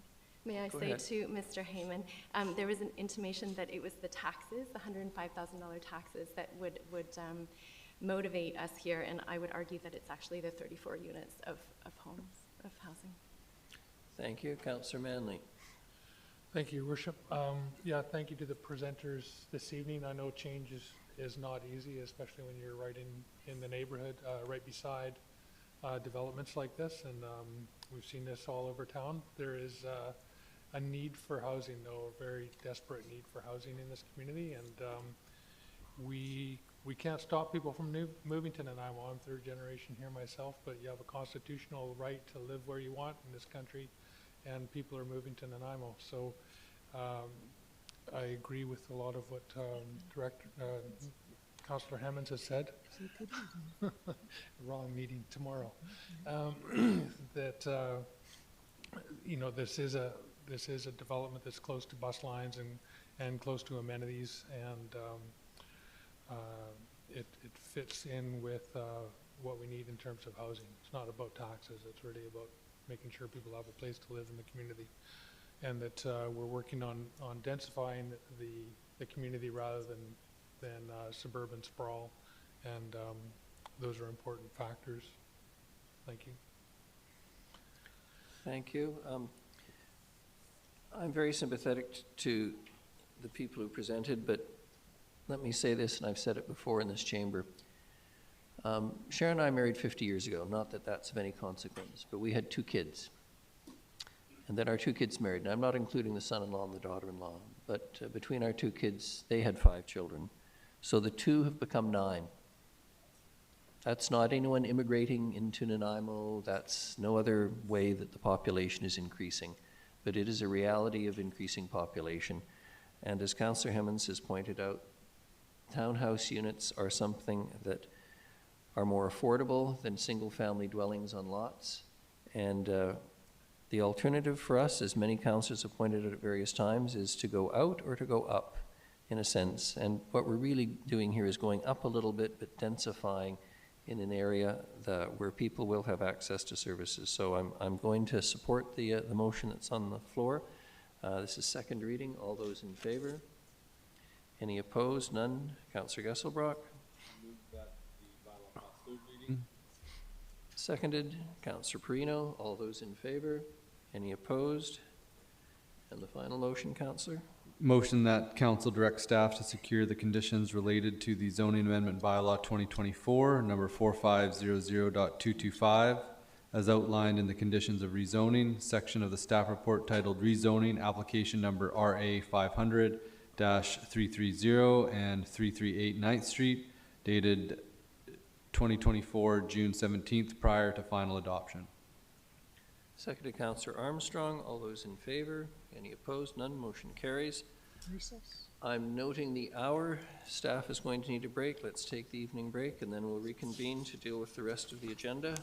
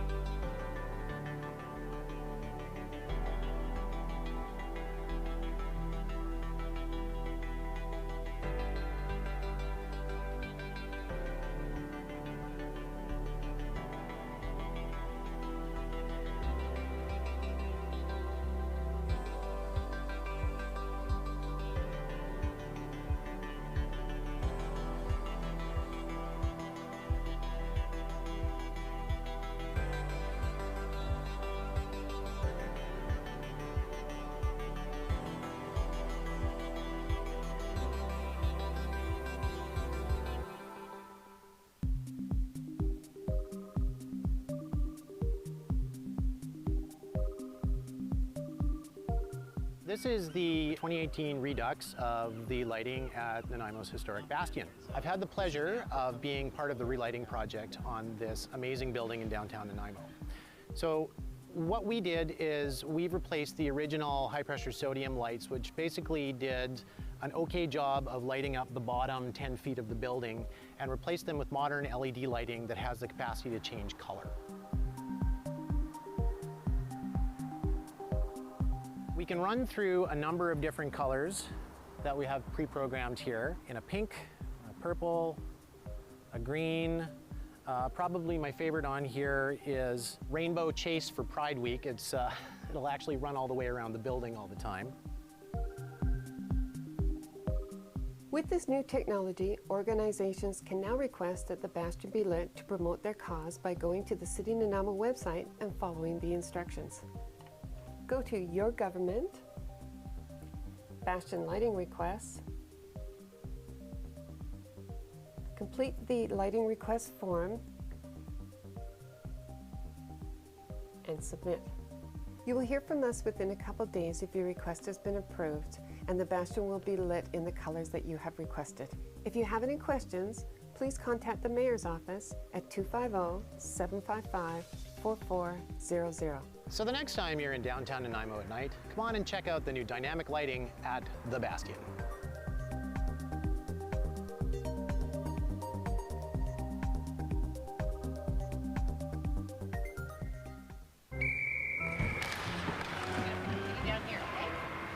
Oh, hey, Tiana. Hey. It sure is the coldest rink in town. Thank you. Oh, yeah, buddy! Nice save, James! Wow, your goalie is keeping you guys in the game. Cheers. Oh, man, that's hot. Sorry, that's the way I like it. Oh. Go, go, go, go, go, go!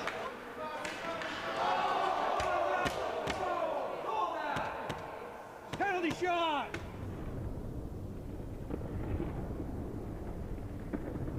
Scalds from hot drinks are a leading cause of hospitalization for children under 5. 2 minutes, stand in the front, unsportsmanlike conduct. Hot tea and coffee will cause serious burns to a child in less than a second. Got it, kid? Use the lid.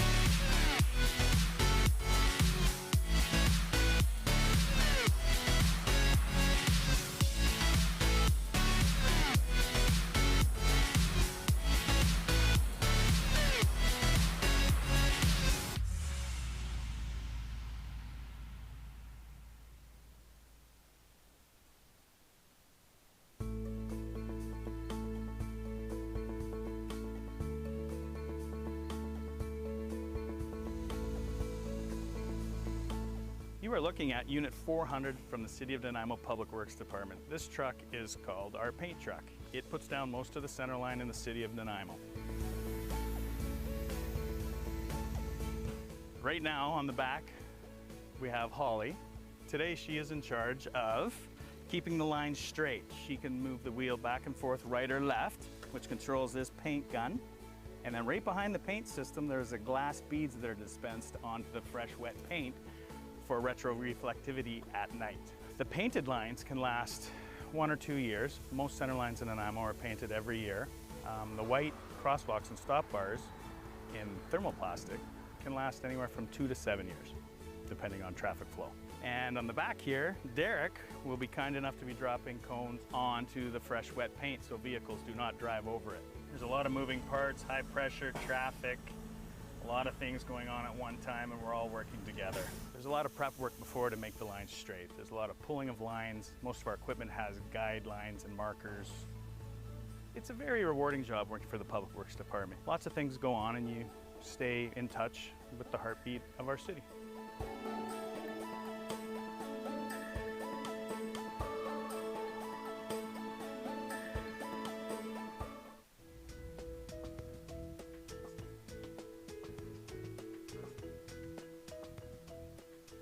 We're here today to make a couple street names. There was some vandalism in town, and we're just going to make a replacement. And the roads today, we're doing our Dundas Street and Bruce Avenue. They're all 8-inch, and we use 3 different sizes, mostly 24-inch, 32-inch, and 36-inch. We do use a consistent font with street names. This is actually my metal blank, so the only material here is the material that I actually will cut out in vinyl.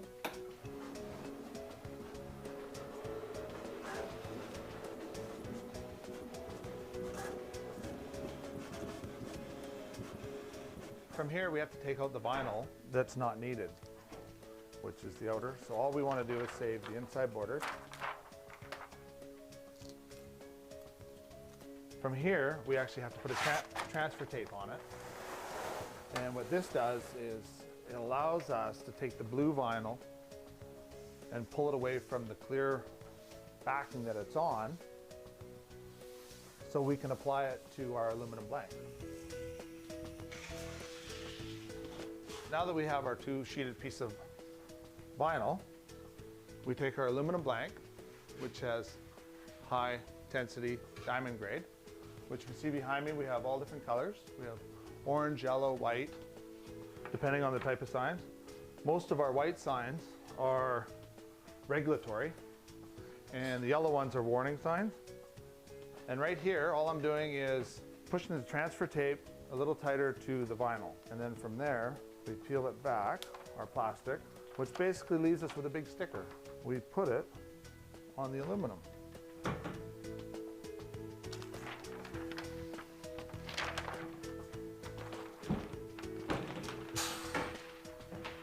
And when we're done here,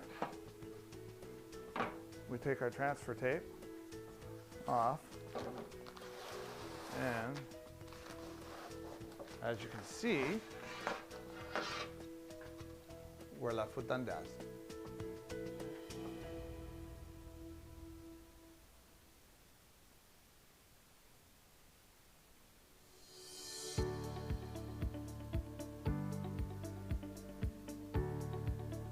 We're here at Bruce and Dundas.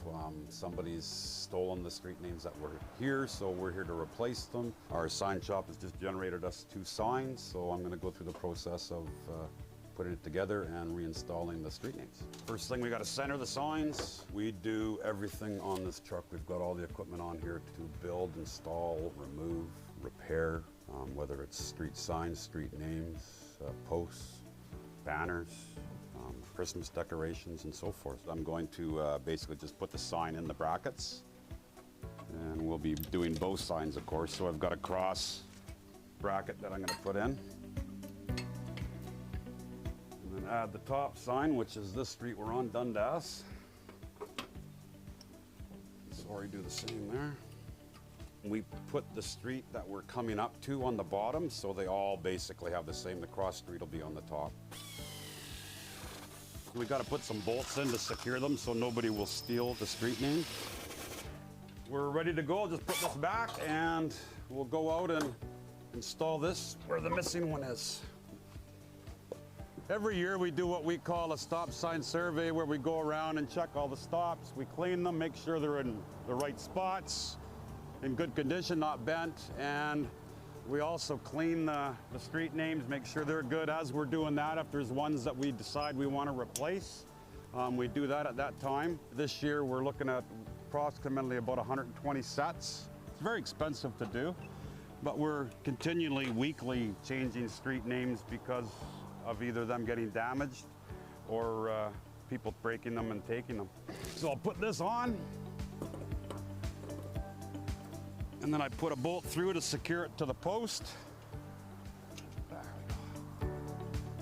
we go. And that's good, we're done. Dundas and Bruce Ave are now ready to go.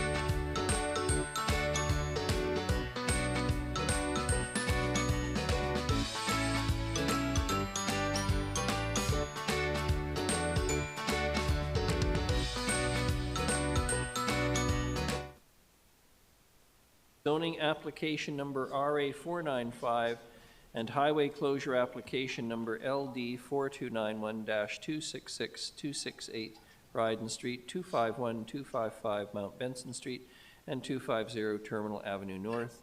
And Mr. Holm, you're going to introduce that, please. Thank you, Your Worship. The number of properties, as you've outlined, 5 parcels. They're outlined in red on the screen. They're on Terminal Avenue between Bryden and Mount Benson. And this is a BC Housing Memorandum of Understanding project, supportive housing project, as well as an affordable housing project for the subject properties. Currently the site of temporary modular project since 2018. So this is moving the application, or moving the properties towards the permanent supportive housing and proposed affordable housing development on the sites. They're neighborhood designated in the official community plan, city plan. The proposal is they're currently a mix of zones applied to the property, including R1, R8, Core 2, and Core 3. So a mix of zones applied to the properties currently, the majority of which already permit multi-residential housing at higher densities and taller buildings up to 18 meters in some cases, although it's a number of properties currently, and the zoning applies sort of haphazardly to the properties rather than in a proposed comprehensive way that is proposed through this CD14 zone. The proposal includes road closure or highway closure, as you mentioned, which isn't actually, just for clarity, there is no road proposed to actually be closed. There's excess road dedication. We have to call it highway closure or road closure. There's excess road dedication that will be closed on Bryden and then sold to BC Housing as part of the proposal, a separate bylaw for that aspect of the proposal. I just wanted to clarify that. So there's no actual closure of Bryden. There's closure of excess road adjacent to the property on Bryden, and a proposal to sell that component to that portion to BC Housing. The concept here, again, this is concept, includes 5-story stepped, so it's 4 stories with a stepped fifth story supportive housing development on the south portion of the site. You can see it there, the building elevations, as well as affordable housing proposed at 34 units of affordable housing, a future phase on the north portion of the north portion of the site. The supportive housing is proposed as 50 beds, and this is a property, this is a proposal that's been the subject of significant community consultation, included in the report in attachment G is a consultation summary from BC Housing. As well, there's substantial comments provided through referral from the Newcastle Neighborhood Association that are included in the report. I'm happy to go over in more detail and take questions, but that's a quick summary of the proposal.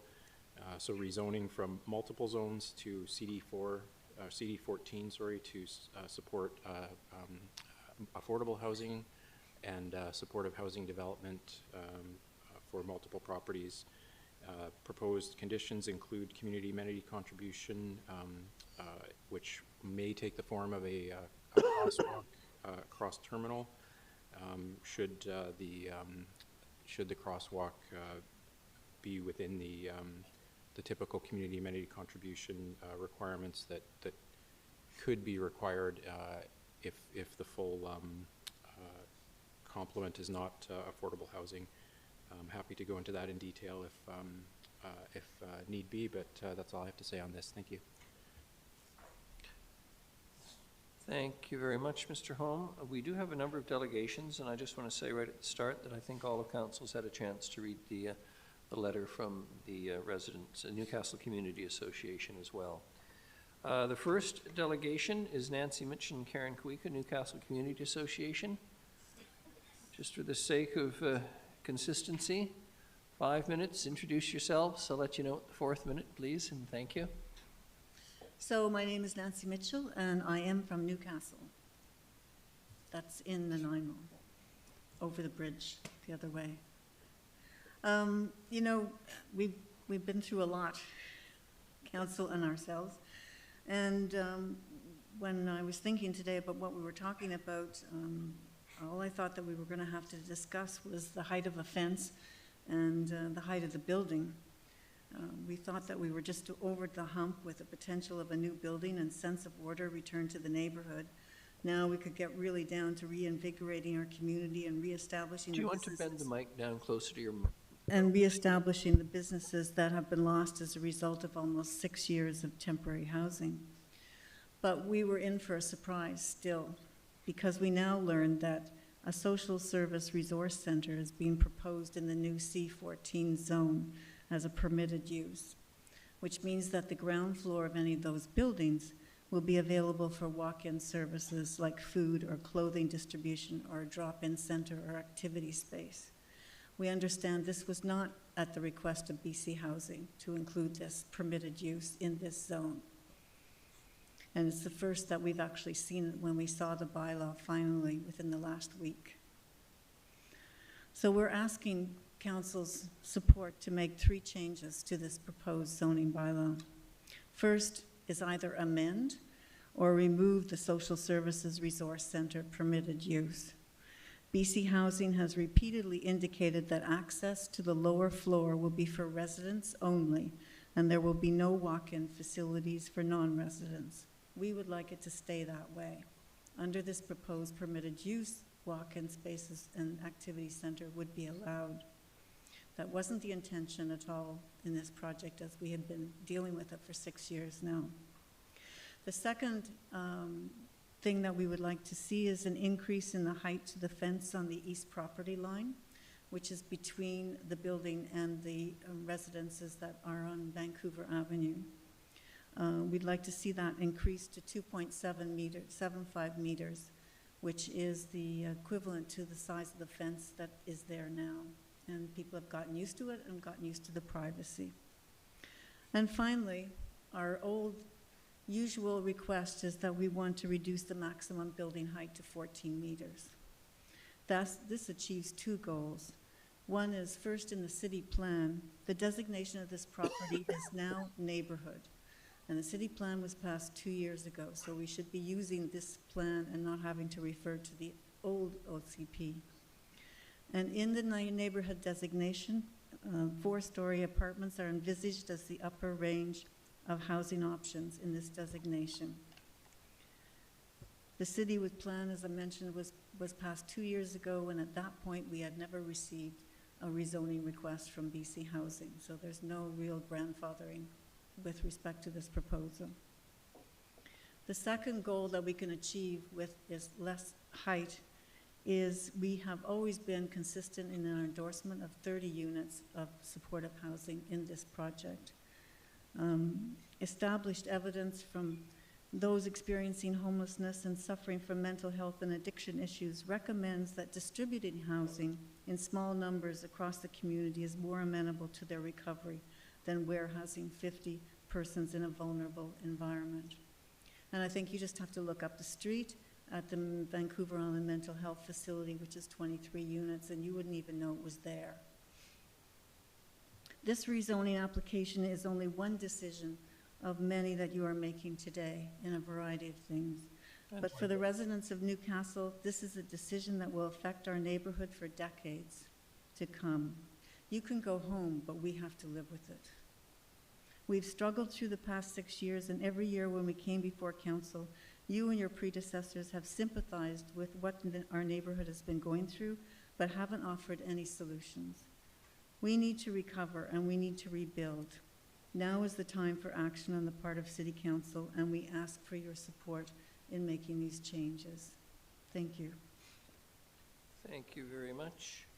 Councillor Armstrong. 2 questions through you, Your Worship, if I may. So you've talked about wanting just 30 people there in the supportive side. If that perchance, I don't know if it could happen or not, but if that was for people in recovery, would you be okay with 50? If it was like a dry house? I'll answer that. We don't make decisions independently. That's a very good question, but I would need time to go back to our membership and propose that kind of a question. Thank you for asking it. And secondly, since the closure of Island Crisis Care, like they've been moving people out, have you noticed any changes in your neighborhood since the closures happened? Definitely. I live within 3 houses, and since the numbers are down with the closure, it's been very quiet. It's like it was before the housing came in. Thank you. Thank you. Councillor Perino. Thank you, Your Worship. And a question through you, Ms. Mitchell. What was your number 3? I missed the number. You said to reduce the height of the building to what? What is your request? 14 meters. That's number 3, reducing the height of the building to 14 meters. To 14 meters. Okay. Which is the standard zone throughout the neighborhood designation, which is the standard 14 meters is throughout the neighborhood. Okay. And just through to Mr. Holmes, what is the proposed building height of this? Again, I'm just so I don't have to look it up. Sorry, didn't understand your question. Sorry, no, you got it. No, you got it. Yeah. Jeremy. Your third request was to reduce the height of the building to 14 meters. Right. So I just wanted to make sure that I understood where the proposed height is currently. Yeah, through your worship, it's proposed at 17.5 meters. Okay, good, thank you so much. Thank you. Councillor Thorpe. Thank you, Your Worship. If I may, through you, just for my own clarification regarding the use of the ground floor. The report in front of me indicates that in response to community feedback, the commercial space, which was originally proposed, has been removed, and instead the ground level is envisioned to include support services for residents, including administration. But I thought I just heard you say that you're opposed to that concept. Am I mishearing? If you look not at the staff report, but the actual bylaw, there are 3 permitted uses on this particular property. One is the multiple housing, which is affordable housing. The other is the supportive housing. Then you will see number 3 is a social service resource center, which is a brand new piece of information, I think, that ended up in your zoning bylaw in March of this year in a variety of housekeeping items of which nobody knew this was being done. And it's now being asked to be ask you to approve it is a permitted use in at 250 Terminal. We did not ask for that. A social service resource center, as defined in the bylaw, includes a drop-in center, an activity center, a place where they could give out food and aid to other people, and that's not using the ground floor only as amenities for the people who live in the building. That's a walk-in center.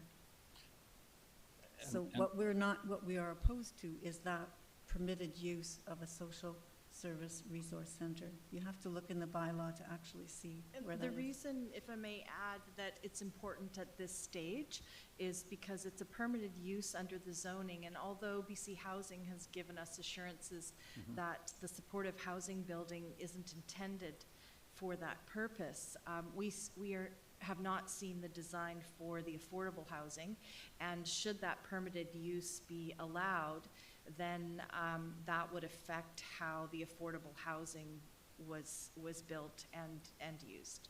All right, thank you. Thank you very much. When the delegations are finished, we've got some comments from Mr. Holm that we'll be dealing with. Thank you. Thank you. Much appreciated. The next delegation is Colin Middleton, Nanaimo Area Public Safety Association.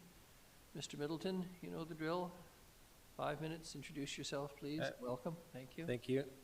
Good evening, Your Worship and Council. My name is Colin Middleton, the President of the Nanaimo Area Public Safety Association. I want to challenge your assertion that there's a constitutional right to live where you want. I spent 2 years living in Fort McMurray. I did not want to live there. I lived there because I had to, because that's where the work was. For my remarks, I'm going to share excerpts from the Nanaimo Area Public Safety Association's recently released report and supplementary data appendix, the recent evolution of the overdose crisis in Nanaimo and the impacts of street disorder on neighborhoods. These reports are available freely and publicly through our website at publicsafety.org and have been submitted to chairs of the Nanaimo's Public Safety Committee as well as Nanaimo City Council and applicable contacts at provincial and federal ministries, our MLA and our MP. I want to make sure it is clear that not a single person who contributed to NAPS's report earns any income whatsoever in the pharmaceutical industry, harm reduction advocacy, addictions treatment, or recovery services or related fields. Our report was produced without any funding whatsoever. The board of directors of our association have volunteered hundreds to thousands of hours in the last year and a half appealing for moderation and reason in the federal and provincial response to the opioid overdose public health and safety emergency. For context, the proposed permitted uses for CD14 being discussed tonight, specifically the Social Services Resource Center, are also permitted uses for buildings in Nanaimo that currently hold seasonal warming centers and the overdose prevention site at the corner of Albert and Dunsmuir. There are a number of services that fall under these categories that operate with no negative broader neighborhood impacts. Services that attract drug and human trafficking and the buying, selling, trading of stolen property or illicit substances, however, have been demonstrated to predictably result in damage to hosting neighborhoods, including overdose prevention sites, enhanced harm reduction clinics, and warming centers. The vagueness of what specific Social Services Resources Center is intended for at 250 Terminal is concerning, and these intentions should be clarified for the sake of existing residents who have a stake in the future of the new council neighborhood. If you were to walk up the 500 block of Prudhoe Street, the site of an established seasonal warming center, you will see half a dozen properties for sale that have been listed for several months and have not been sold. Just this morning on a walk up Victoria Road by the Medical Services Building, I was verbally threatened from across the street completely unprovoked. Our association has received numerous messages from people who live or work around the overdose prevention site that the social disorders surrounding it is unbearable. The connection between hotspot areas for high acuity overdoses and the street disorder experienced by citizens is well documented, including in the City of Nanaimo Downtown Community Safety Action Plan and a series of neighborhood safety audits conducted by Nanaimo Community Policing in 2021. In addition to the physical and psychological impacts of street disorder on hosting neighborhoods residents, people and businesses are also financially impacted. These impacts are outlined in our report. Although services that support unhoused people who use drugs are generally established in areas where there is already an identified need, the impacts of street disorder in the immediate proximity have been widely reported to escalate, not ease, after the services are such as enhanced harm reduction, warming centers, safe consumption sites, and SROs are established.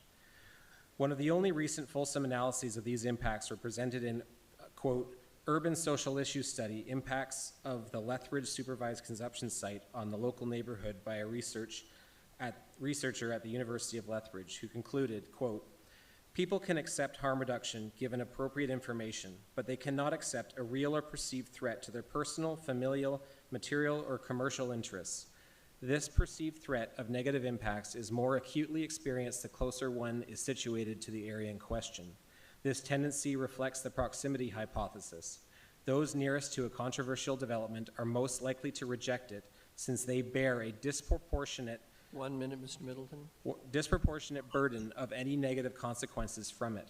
Individuals further from the area and thus largely removed from most or all negative impacts are more likely to be supportive of it in theory.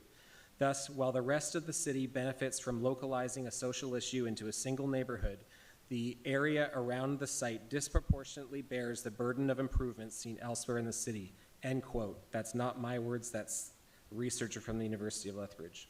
From our report, we had two recommendations that are relevant to the discussion tonight. The first, I think, is the most important to get in time here. The people who live in host neighborhoods where services that predictably attract street disorder are active, provincial and municipal governments should be required to provide additional services that offset the negative impacts to the neighborhood. These mitigating services should include security, surveillance, and cleanup within 500 meters of location 24 hours a day. A fund should also be established to reimburse residents and businesses for property damage, including financial asset impacts due to street disorder. Thank you very much. Thank you. Almost dead on time. Appreciated. Councillor Perino. Thank you, Your Worship, and a question through to Mr. Middleton. So I think what I'm hearing is that you are not in favor of having any type of social services on the main floor. Is that correct? I think the concern is that when all the public is given in terms of information is that they've slipped in this permitted use Yes. of Community Social Services Resources Center, and there's actually another one too, personal care facility. Yes. There are a number of positive uses that would fall under those categories. Okay. But the ones that are most triggering to the neighborhoods that have been bearing the brunt of the street disorder also fall within that category. Such and as? so that lack of clarity is creating a lot of uncertainty. Okay. And the concern is that, in our experience, has been that the province will say, everything will be fine, everything will be fine, and trust us. And then they slip in something that produces or generates or brings these impacts to a community without proper consultation, without proper mitigation, without due thought as to what real impacts the types of services that demonstrably attract street disorder to the neighborhood. There's often no plan, there's no recourse for citizens that have a staked interest in the community. It's helpful, thank you very much. Thank you. Councillor Armstrong, please. Thank you. Would it be fair to say that your issue isn't so much with some of the residents that are there, but it's more the other people that come to visit or the dealers? Yeah, it's typically, and all of the advocacy work that we've done over the last year and a half, time and time again, it is the attractant forces of organized crime. It's the illicit drug trade, the human trafficking, the violence, the assaults, the threatening behaviors, that they do go unprovoked. Like I was literally walking up the street this morning on my phone talking to a friend, and I glanced across the street, and somebody up across the street on the concrete altar across from, on the steps of a derelict property, thought I was looking at him and started yelling at me, swearing at me, raising his finger at me. And like, these are the sorts of things that happen every day. And these things, like, I'll say it, like, every week right now, my youngest says he doesn't feel safe in our neighborhood and he wants to leave Nanaimo. Like, this is the kinds of things that we are dealing with all the time. And when we get, so it's reasonable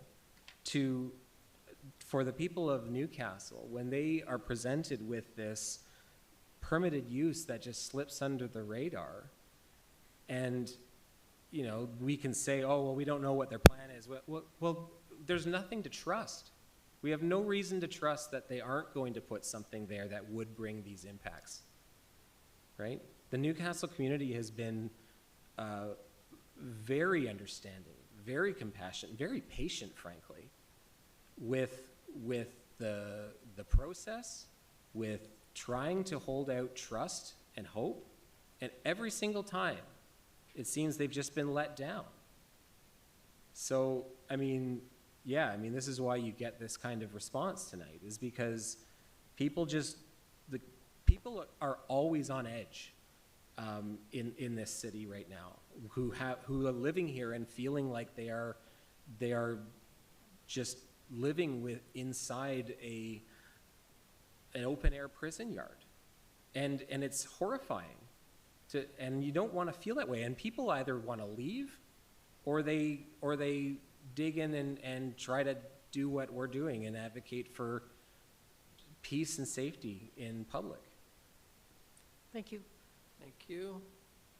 Not seeing any further questions. Thank you, Mr. Middleton. Thank you. The next delegation is Peter Givondo. Mr. Givondo, I think you've heard the drill often enough tonight. Introduce yourself. Your Worship, councillors. My name is Peter Givondo, and I also live in the Newcastle neighborhood, and I'm a member of the Neighborhood Association. I'm going to limit my comments to the permitted uses in the bylaw, and in particular, one of those permitted uses. The permitted uses are set out at the top of page 4 of the bylaw. It might be beneficial to take a look at that.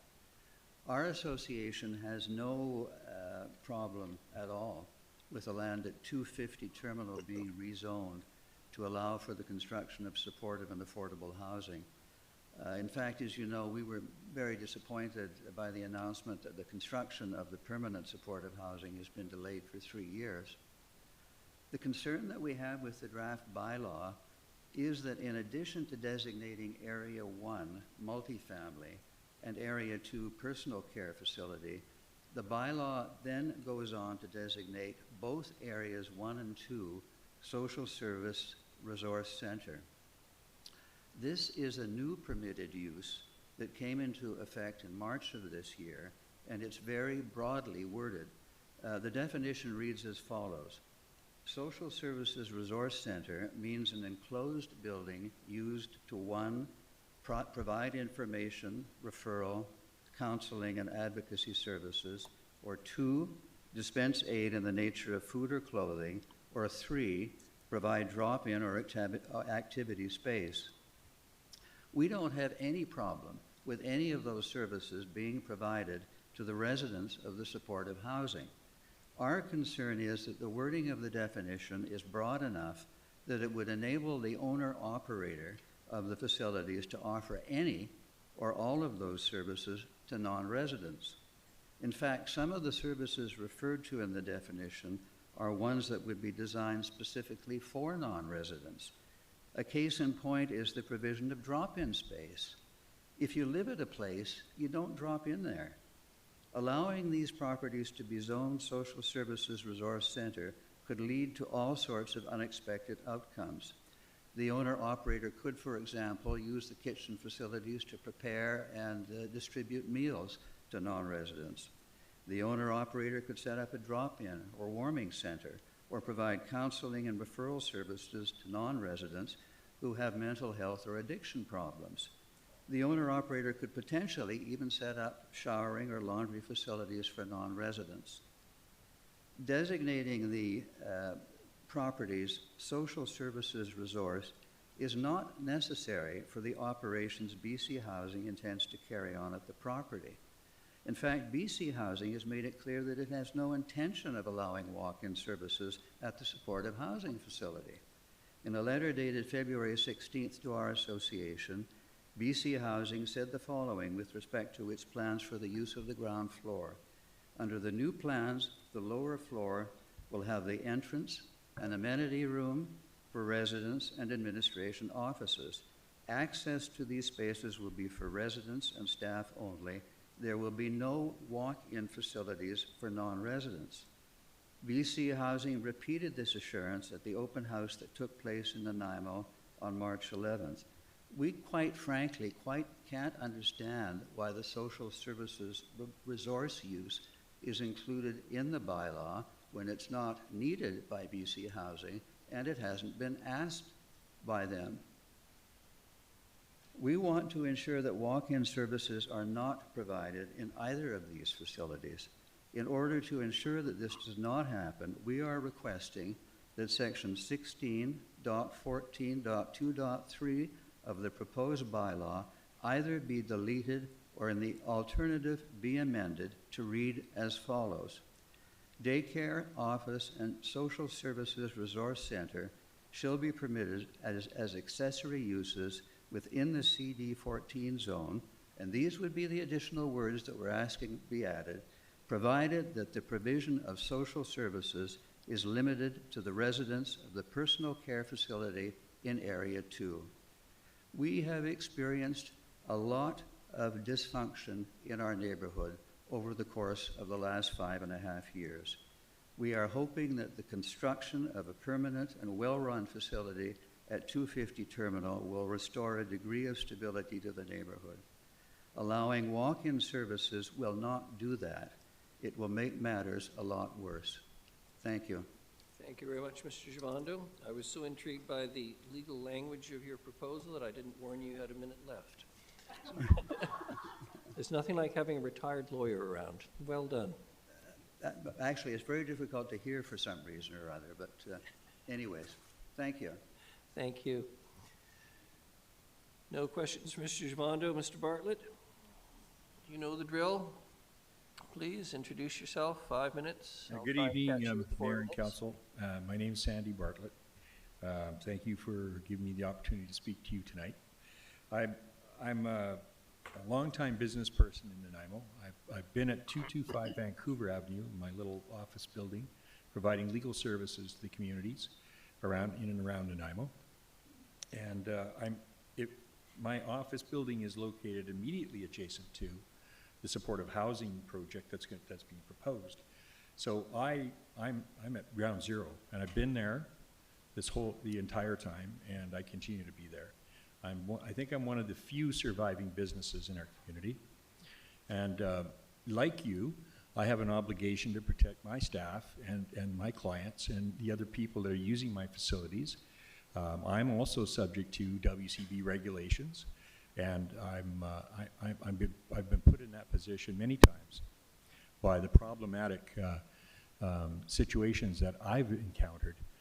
It's been very challenging for me to be at that location. I've had clients approached by people on the street. I've had the people on the street try and open my clients' doors, climb in their cars. I've had my staff harassed on a regular basis by people on the street.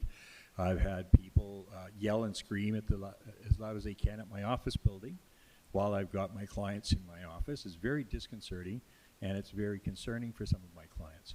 They've experienced some very serious concerns about their safety. So, having said all that, I do definitely support what all of my neighbors have said. They're I think, in a much more precarious position than I am, because I get to go home at night. They have to stay there in the evenings as well, and it's been my experience going down there some nights to go to work that in the evenings it gets a lot more recreational in that area. There's a lot more people, and there's a lot more violence and those kinds of things going on. Not necessarily with the neighbors, but between the other residents in 250. So while I can tell you a lot of different stories about what's happened for me there, but I can tell you as well that the reason that I stayed there, because I didn't have to, I could have left a long time ago, is that I like the community. I like Newcastle. It's a nice area. I've got nice neighbors. We all look out for each other. They've been longtime residents. I'm a longtime resident. The people next door to me, I know them. These are good people, and they've been affected for a long period of time by this. I think seriously the council needs to take that into consideration when you're deciding on whether or not to amend this bylaw. To reiterate, one of the issues is the number of residents. I really believe that the number of residents is of deep concern. The smaller number of residents, in my experience, and I've been there every day, the smaller number of residents in that project produces a much less or a much reduced problem for me as a business person. So I've got that personal experience that I can tell you that if there's less people in that project, there are less problems, much more easily sustained in our neighborhood if there's less people. To reiterate, I would like to see the amendments that have been proposed by my neighbors go ahead, and it would permit our neighborhood to become less concerned about our safety and more in tune with each other again. I'd like to be able to walk down the street and not be harassed, and I'd like my clients to be able to attend my office. Thank you, Mr. Mayor. I'd like my clients to be able to come to my office without being harassed. I'd like my staff to feel safe again. The RCMP, God bless them. You know, you can call them and they get there as quick as they can, but by the time they get there, all the damage is done and people are gone, and they know they're coming. So the height of the fence is a real serious issue for me. My fence and my property was destroyed by people leaping over that fence, and that's one of the reasons it went up to 9 feet. Keeping it at 9 feet actually does deter these people from doing those kinds of things.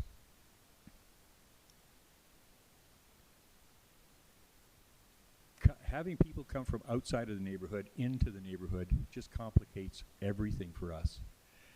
It creates all kinds of problems and concerns. There's been shootings across the street from my office building. I could go on and on. Yes, but your time is up. Okay, thank you. Thank you. The next delegate, I'm not seeing any questions for you. The next delegation is Jose Wong, Jennifer Fox, Stuart Andre, and Ron Hart from BC Housing for questions.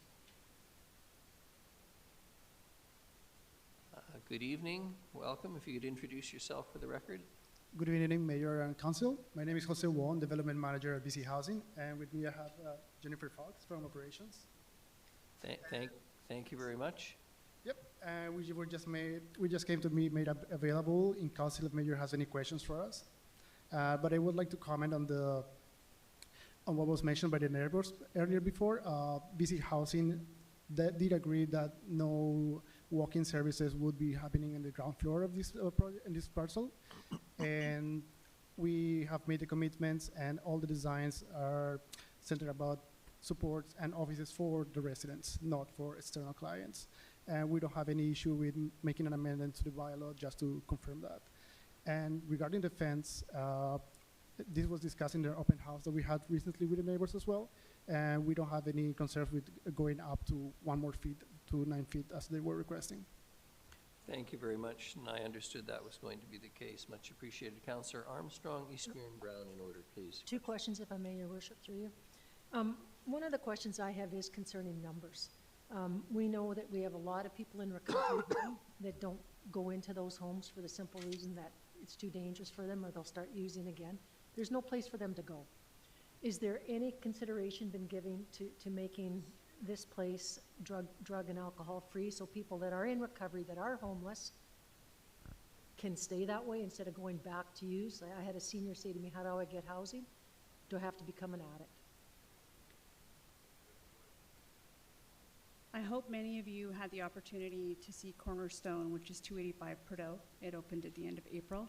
It's a beautiful building. It's purpose-built supportive housing. And that's what can be expected of this new site, the permanent supportive housing at 250 Terminal. The folks who have moved into 285 Prudhoe moved over primarily from 250 Terminal, which is the site that was operating as temporary supportive housing. And it is not a sober site. It's not a sober site. Through coordinated access and assessment, people are selected to move in to the new building who are ready to move into the new building. There is no intention for this to be a sober living site.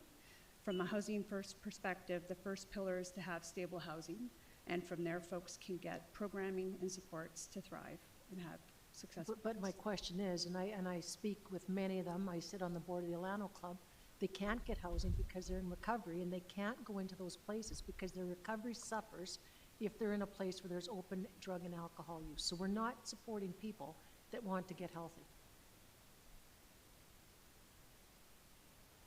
So that's my big issue. And my second question would be, is there any consideration, instead of putting in the large number, which has been shown time and time again by research, 30 is probably the best number, and taking those additional 20 and making them affordable units, which are desperately needed in this community? So I can speak on that. The number of units were determined because of economies of scale, both for construction and also for operations. And if we go lower in the number of units, we would need to find another site, which is already very difficult in the city of Nanaimo. That's the rationale for the 50 units. Thank you. I know Councillor Brown has to leave a little early, so Councillor Brown, we're going to go to you for your question, please. Your Worship, I was trying to indicate my question's for staff, not for the delegation, so I'll wait for that. Okay. Ask the staff. I'm sure the delegation doesn't mind waiting. They've been waiting a long time already, and it's appreciated. Yeah, my question for staff was just simply going to be, hearing what BC Housing has just provided, would we be able to simply adopt the bylaw as amended, removing that particular section? I think I can even cut you off on the question. I think Mr. Holm actually has some wording available. Great. All right. Yeah, thank you, Your Worship. So if, I guess we could bring up, so hearing from consistent concerns, obviously from delegations, hearing BC Housing's response there as far as, and we've spoken with BC Housing as far as the intention is not to have a community accessible space is necessarily there. It's meant to serve the social service resource center aspect. It's meant to serve the clients on site, as well as the office component. You can have ancillary uses, so the uses can occur within the supportive housing if it's just intended for the supportive housing client without those provisions in the bylaw. As well, though, we did speak with BC Housing about the idea of a potential for an accessory daycare on site, which you know, they would like to see be retained. We've drafted wording that would retain the potential for an accessory daycare use that could be in the multifamily, the affordable housing building, maybe at some point going forward. And as well, the resolution, I don't know if we can bring it up on the screen when you're ready, but draft when you're ready to introduce the bylaw, I guess, would be the appropriate time, I guess, too. But to consider the bylaw, but the resolution would also allow for the taller fence height, or actually require the taller fence height on the east side of the property, as you heard interest in from some of the delegations as well. Thank you. Great. Thanks so much. Appreciate it. Thank you, Mr. Holm. Councillor Brown, we have a number of others, though. Councillor Eastmere. Thank you. Through you to the delegation, my question was just about the neighborhood association's request to reduce the building height to 14 meters. Is that at all feasible? Is it a modular build and the additional height is, you know, accessories on top of the building?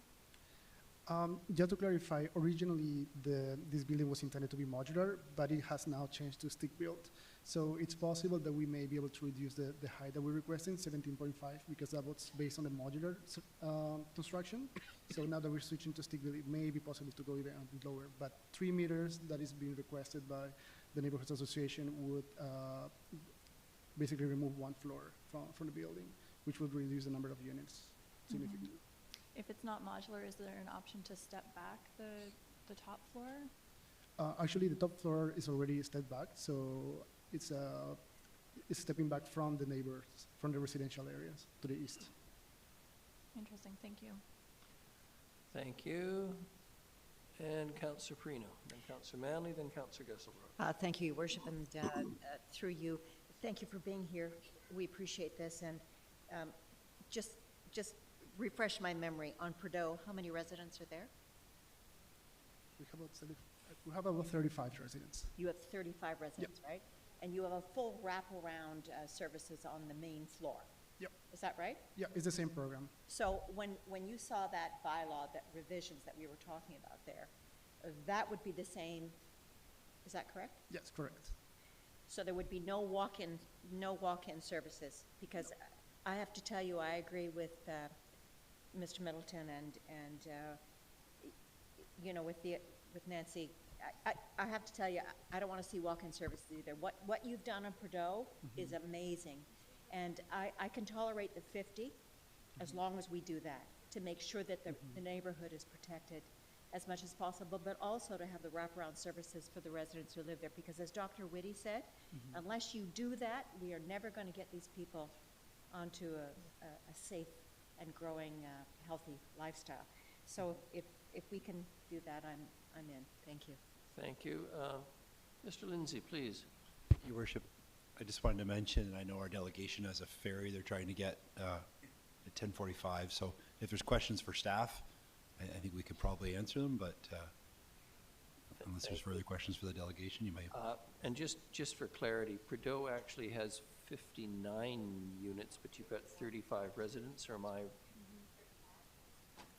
No, it's 35 residents you say now, but it has 59 units. Yes, so sorry. It's just not full yet. We look forward to you filling it up, please. If there's no other questions to the delegation. I have another question. Councillor Manley, quickly. I'll keep it really quick. So this supportive housing unit is going to be part of a continuity of care sort of setup. So people that are at risk of homelessness or experiencing homelessness would move into this supportive housing unit, maybe from a shelter, maybe from an encampment. From there, would they then be moving out into more appropriate styles of housing, like sort of if they're seniors, into seniors housing, if they have mental health challenges or other diverse abilities, they would be assigned to different places? Is that kind of the objective, or would they be long-term residents in this facility? For this particular site with the permanent supportive housing, we would see folks who are currently in the hearth sites, the homelessness encampment action response temporary housing sites, who are doing well, would then be assessed, and if they are ready, would move into the permanent supportive housing. As we've seen in other situations, having encampment sort of picked up and put into a supportive housing building has not done so well, and so we've learned along the way. And so the gateway really is in through the coordinated access and assessment system, as well as through the hearth sites. And there is the opportunity to add this building to the continuum of housing options available in Nanaimo. And the supports that are available, it would be for a range of different needs in terms of the supports that people need. It's not all necessarily mental health and addiction, but just people that need help with the basics. That's correct, yeah. Residents, yes. Residents, thank you. Thank you, Councillor Gesselbrock. Is it for the delegation or staff? I just want to thank you for coming out, and I hope you got your ferry. Yeah, okay. Thank you. Thank you very much. If we can let the delegation go, I wouldn't want to miss a 10:45 ferry because it's a long wait till morning. So thank you very much for attending tonight. Appreciate your responses, which I would hope have pleased to some extent the neighborhood representatives. Councillor Gesselbrock, you wish to move? Thanks, Mayor. Yeah, I think the requests from the Newcastle community are reasonable. Folks have shouldered, quite a lot, as with the downtown and the south end. And I think other than the building height, because it'll have consequences on just sort of the build, the numbers, I think we can definitely accommodate the request. And so I'd like to see that motion, that the bylaw that was up there, and put it on the table. Your Worship, just through you to Councillor Gesselbrock. So the first reading will be as you see it in your annotated, and then the second would be amended as noted. So you would. Roger. Okay. Yes, if you can read it out.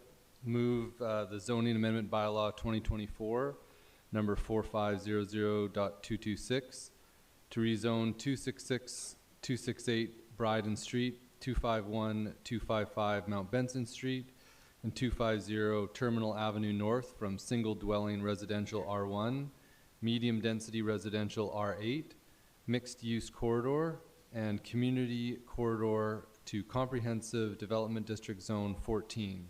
Pass first reading. Seconded, Councillor Hemmons. And just to be clear, this would not restrict in-house daycares for people who work there, correct? Okay. We haven't amended it yet. All those in favor? Any opposed? None? Motion carries. Okay, I would like to move zoning amendment bylaw 2024, number 4500.266 to rezone 266 Bryden Street, 251-255 Mount Benson Street, and 250 Terminal Ave from single dwelling residential R1, medium density residential, mixed use corridor, and community corridor to comprehensive development district zone 14. Pass second reading as amended to revise 16.14.3 to removing office and social service resource center as accessory uses, and to revise 16.14.7.1 to increase the required fence height from 2.4 meters to 2.75 meters. Seconded, Councillor Thorpe. Any discussion? Councillor Prina, I've got a, you could just. There was a whole list. I'm sorry, I thought that was before we got the motion on the floor. Let's let Councillor Prina speak. Oh, sorry. Then we'll go back. It's probably like I wanted to make sure that the revised section of removing office and social service center. What I'm trying to make sure is that we have the wraparound services for the residents that will be living in the building. Does that say that? Do we have that? Mr. Holmes. I just want to make absolutely Yes, sure yes, yes, because yes, Mr. Holmes, there were please. excellent suggestions by Ms. Mitchell and the other speakers tonight. Yeah, through your worship to Councillor Perino's question, yes, for the residents, that would be office use, for instance, for the administration. Yes. And then the services within the personal care facility would still be permitted, just not available sort of to the broader Sorry, community. for walk-ins, yeah. Just want to say thank you to the speakers. Boy, what a difference you've made. Thank you so much. Thank you. Now, who wants back on the list to speak second reading? Councillor Hemmons, please. Thank you, Your Worship. So I'm happy to support this. I'm pleased with BC Housing's ease with which they're meeting the community's needs, like on the fly for these two pieces tonight. So I just want to commend them for that. I also want to say to Newcastle Neighborhood Association, you guys have taken the brunt. There's no question. Your neighborhood has taken the brunt of some very difficult housing choices that needed to be made in the community. And when we attended the neighborhood association meeting, it was really clear to me when I sat with your community that sometimes you guys just need to hear that. You need to be acknowledged, and I want to acknowledge that. You guys have taken more than your fair share. That said, I still support the development. I have a question regarding the phasing. We know that there's affordable housing section coming in. Do we know when? And I'd like to know the relationship between parking and that affordable housing development. Through your worship to Councillor Hemmons, there is no commitment at this time to the affordable housing component. What the concept included underground parking there, but at this point it's a future phase. BC Housing has indicated they intend, but there's not a financial commitment, a funding commitment to that at this point. Okay, thank you. And then in relation specifically to the parking, so in the staff report, it notes that we need 10 parking spaces for the development that we're about to approve. This, or potentially approve, this plan does not meet that, and it's saying that they're going to provide additional parking spaces on the affordable housing site. So is that, we don't know what's happening on the affordable housing sites. We're going to allow people from the supportive housing to park there, but what happens when the affordable housing goes in? Are we just kind of bumping parking down so there won't be sufficient parking? Yeah, through your worship. I mean, that's a difficult question to answer at this point. There'd be, there's opportunity to provide ample parking until the affordable housing comes into the mix. The design and parking requirements for that would obviously depend on the number of units proposed and the size of the units even. So kind of difficult to say at this point. Assumption would be that the required housing, unless varied or unless provided for through easement on adjacent property as the bylaw allows for, would be provided for on the affordable housing site in the future. Okay. Any other discussion on second reading? Councillor Armstrong and then Councillor Manley. Thank you. This is one I've struggled with back and forth. I think there's concessions made, but for me, one of the big issues I have, and I speak with people on the streets regularly, on a regular basis, and I really struggle with the fact that we're not supporting those that are in recovery, that want a place to live and can't find a place to live, and I really struggle with that. But that being said, I think the addition of the affordable housing is very important. And my second point is I think the fact that they're doing the screening process has been described by BC Housing through the shelters and whatever, which I think will eliminate some of the hardest to house that have caused a lot of the problems. I'm going to probably reluctantly support, because I did hear from the community that they're okay if those concessions were made, but I really do wish that we could get some housing in for those that are in recovery that don't want to be someplace where there's continual drug and alcohol use. Thank you. Thank you very much. Councillor Manley. Thank you, Worship. I want to thank the Newcastle Neighborhood Association for your advocacy and for your work, and I'm glad to see that some of these amendments have come through for you. I think it's really important that supportive housing units are standalone units and don't become mixed use for people coming to receive other services, because I think that's a recipe for trouble. And that we do need a dispersal model where we are dispersing some of these services throughout the community, because you have dealt with the impact of this for a number of years. And I'm pleased that BC Housing has been amenable to these changes. I understand that doing less units, makes it it's not as viable financially. They could spread out the building so that they could go to 4 floors instead of 5 floors, but I think that would impose more on the neighbors rather than going up and keeping the 5 floors on terminal. And we have serious problems in this community, and we have to deal with them. This is part of that solution, and I think that the plan that BC Housing has with their Hearth program to help stabilize people before they come into these units is going to be beneficial to ensuring that you don't have the same kind of impact that you had when the initial temporary housing happened at 250 Terminal. So there's going to be ongoing work.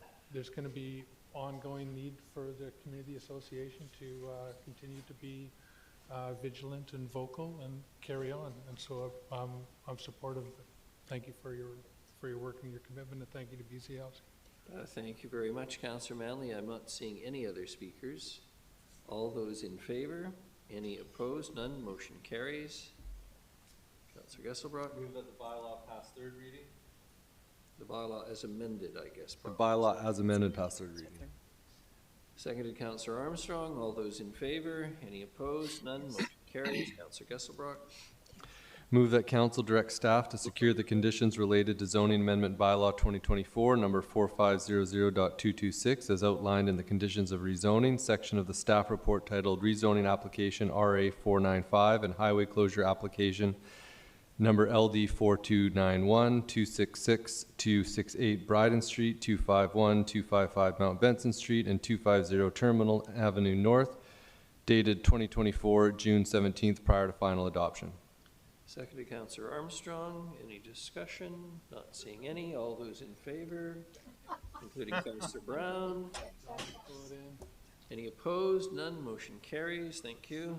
The next is the highway closure motion. Councillor Gesselbrock. Move that council authorize the road closure and disposition of a portion of Bryden Street and direct staff to enter into a road closure and land exchange agreement. Seconded, Councillor Thorpe. All those in favor? Any opposed? None. Motion carries. Thank you. Move that highway closure and dedication removal bylaw 2024 number 7372 to provide for highway closure and dedication removal of a portion of Bryden Street adjacent to 266 and 268 Bryden Street pass 1st reading. Seconded, Councillor Perino. All those in favor? Any opposed? None. Motion carries. Thank you. Move that bylaw pass 2nd reading. Seconded, Councillor Armstrong. Any discussion? Not seeing any. All those in favor? Any opposed? None. Motion carries. Move that council direct staff to proceed with public notice for the closure and disposition of a portion of Bryden Street. Seconded, Councillor Thorpe. All those in favor? Any opposed? None. Motion carries. Thank you very much. Thank you to the residents who've been here for a long evening. Much appreciated. There's a little more work for us to do, though. The next is development permit application number DP 1322-19 Nickel Street. Mr. Holm, please. Thank you, Your Worship, and happy to bring this item to you. I'll try and keep it brief given the time, but this is obviously a very exciting project. It's a redevelopment of the Salvation Army's site adjacent to the New Hope Center, 19 Nickel Street. You can see it in red outlined on the plan on the screen. And if you could bring up, just as you have time, attachment C, the site plan, and then D, the building elevations, you'll see what's proposed here. This is in the downtown core of the primary urban center for the city, DT4 zoned. What's proposed is a 4-story, 26-bed facility, personal care facility and social service resource center, including community space, commercial kitchen and dining on the 1st floor. This is basically an addition or adjacent to the New Hope Center replace the building that was demolished there previously that served the community well for a long time. Proposed variances include front yard setback from 4.5 to 2.7 meters, variances to projections, allowable projections, fence height, siting of refuse containers, and parking variance down to 0 given the site constraints and the clientele that typically are not accessing by vehicles. So happy to take any questions on this one. It's really definitely a very worthwhile project, and really excited to see it underway. Thank you. Thank you very much, Mr. Holm. I'm not seeing any, pardon me, Councillors Eastburn, Gesselbrock. Not a question, just wanted to again point to the work of the design panel on this one. 15 additional short-term bike parking stalls were added. They incorporated some additional glazing. They also committed to using some recycled materials from the previous building, including signage and limestone, and some additional seating and plantings in the rear yard area. And I will say the design panel was a little bit split on the look of the building. Yeah, thanks. Thank you very much. Councillor Gesselbrock. Move the motion that council issue development permit number DP 1322 for a personal care facility and social service resource center at 19 Nicole Street with variances as outlined in the proposed variances section of the staff report titled Development Permit Application number DP 1322-19 Nicole Street, dated 2024 June 17th. Seconded, Councillor Armstrong. All those in favor? Any opposed? None. Motion carries. Thank you. The next is development permit application number DP 1335-580 Rose Hill. Mr. Holm, again, please. Thank you. This is in the town site neighborhood. It's a property that's zoned, currently zoned R8. What's proposed is a 4-story, 13-unit development consistent with previously issued development permit that wasn't acted on and lapsed. If you could bring up attachment C, the site plan, and attachment D, the building elevations, you'll see what's proposed there. There's a recessed upper floor with an amenity deck as well proposed. Requested variances, front yard variance from 6 meters to 3.8 meters, minor building height variance, lot coverage variance, very minor, and parking variance. Variance request is 1 less parking stall than required. 16 proposed, 17 required. So, yeah, nice infill project in the town site neighborhood. Thanks. Thank you very much, Mr. Holm. Any questions, Mr. Holm? Not seeing any. I'd like to move the recommendation. Seconded, Councillor Thorpe. Any discussion? Just a quick question. Councillor Perino. Very, very quick question to Mr. Holmes, through you, Your Worship. Is this the same developer that came to us the first time? Yes, through your worship, I do believe it's still under the same ownership. Okay, good, thank you. Thank you. All those in favor?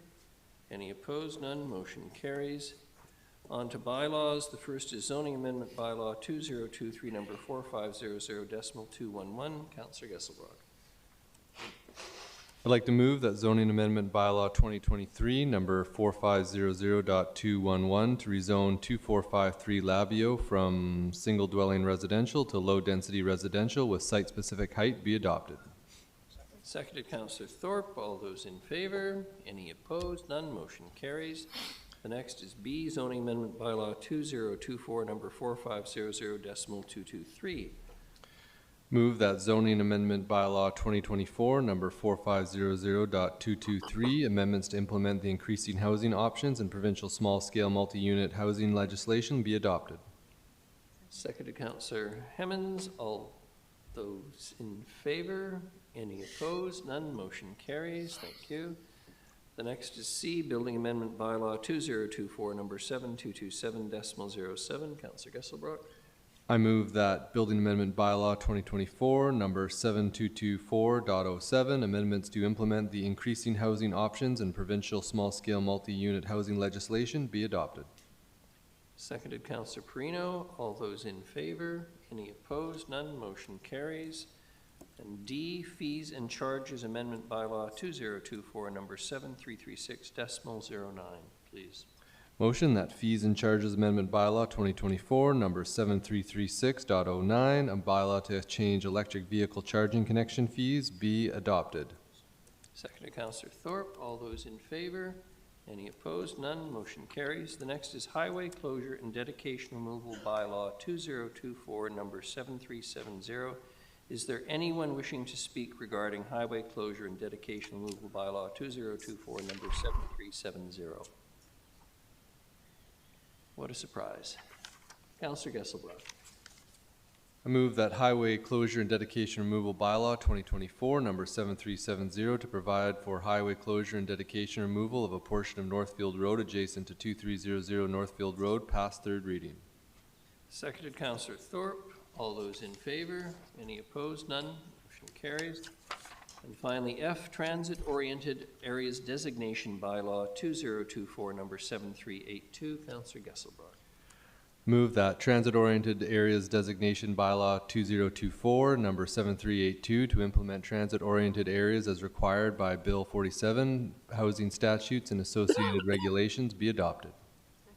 Seconded Councillor Hemmons. All those in favor? Any opposed? None. Motion carries. We have no correspondence. Notices of motion. Councillor Eastmere. Sorry, under other business. Sorry? Other business, she said. Thank you. No notices of motion. Other business. A is the RCMP Annual Performance Plan. I understand we had a little blip in the language or wording or spelling somewhere, Ms. Gurry? Yes, thank you. It's not Groundhog Day. Unfortunately, my staff brought back to you number 1 for your adoption, and thought it was all 5 because it said 1 A, B, C, D, E, instead of bringing back 1, 2, 3, 4, 5. So unfortunately, we need council's endorsement again so that we can finalize this plan. My apologies. Moved by Councillor Armstrong, seconded by Councillor Eastmere. All those in favor? Any opposed? None. Motion carries. The next is the Union of BC Municipalities Annual Convention Resolution, strengthening the legislation for alternative approval processes. Move the motion, Councillor Armstrong, seconded Councillor Perino. Any discussion? Not seeing any. All those in favor? Any opposed? None. Motion carries. Councillor Eastmere, something else you wanted to? Yes, thank you. Under motions arising from a delegation, We don't have that here, but New business. sorry. Am I still not doing it at the right time? Okay. Your worship, just through you to Councillor Eastmere, it could either come after the delegation speaks or under other business, but it's in order for you to make a motion. Make your motion, please. Yes, so the motion is that council directs staff to provide a report on options to regulate vacant buildings. Vacant buildings. Seconded. Seconded by Councillor Gesselbrock. And I'll just say that my expectation is that the report would evaluate the experience of other BC communities, address the legal issues, and recommend a course of action with respect to regulating vacant properties, which could include status quo, potentially a new bylaw, additions to the existing bylaws, and whether it requires seeking approval from the province to resolve the legal issue. Thank you. Councillor Armstrong, then Councillor Manley. Thank you. I know we did have a review 2 or 3 years ago, so I'm assuming they'll just bring that same review so it won't cause more work for staff. Okay. Is that correct, Mr. Oh, I guess Mr. Bears is gone, has he? Mr. Lindsay. Sorry, at this hour, I don't recall the report from a couple of years ago, but I do remember the discussion with council, and if it's a matter of pulling out an old report and updating it, we'll certainly do that, but happy to report back to council either way. Because I recall at the time that we didn't have inspections, enough people for inspections, and there was a couple other issues that why it couldn't be done, so perhaps that's changed. Thank you. Thank you. Councillor Manley. I just heard the motion say vacant buildings, and I think it should be vacant properties because we have vacant lots that are being used and abused. Yeah. If that's a friendly amendment to your motion.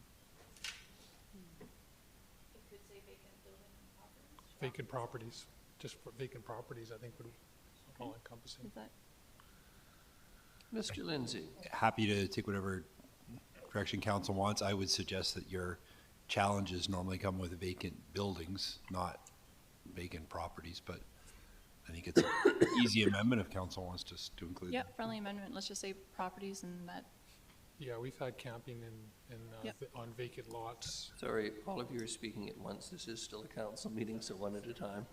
Is there agreement from the seconder, your worship? Sorry? I can't recall who seconded the motion, Councillor but is, Kesselbrock. okay, thank you. So can we have the motion read to us so everybody's clear, please?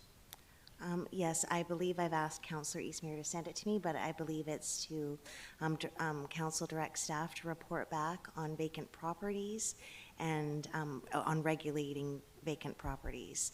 And if there's more than that, Councillor Eastmere, could you? Yeah. And then she listed what the report could contain and what she's expecting in the report. You're clear, Councillor Manley? Yes. Thank you. Councillor Eastmere, anything else you want to say? no, thank you to staff for their support on this. Any comments for anyone else? I'm not fond of motions on the fly, generally speaking, but this is one that I think bears merit and will result in a staff report in any event. All those in favor? Any opposed? None. Motion carries. Question period, Ms. Gurry, please.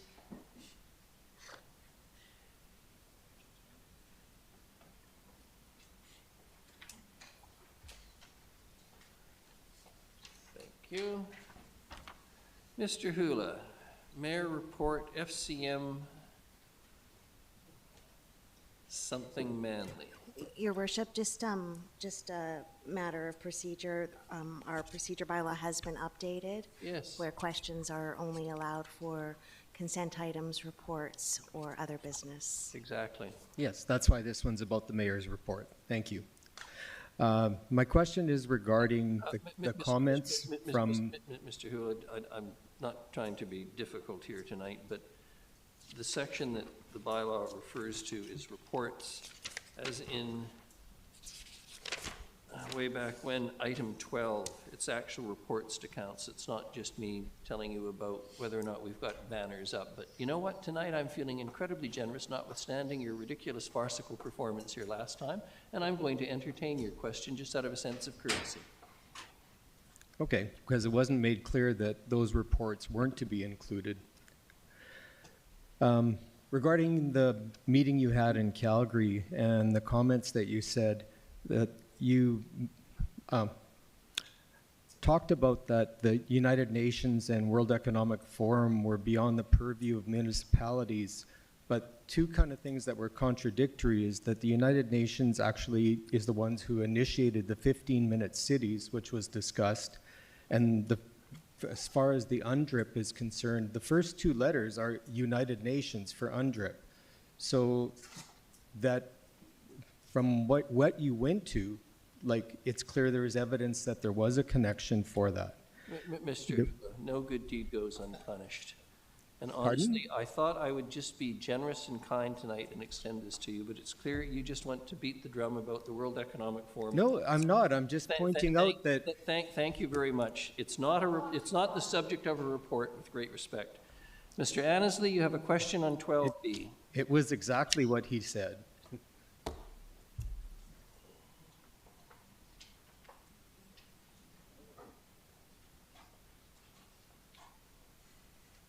Good evening, Council.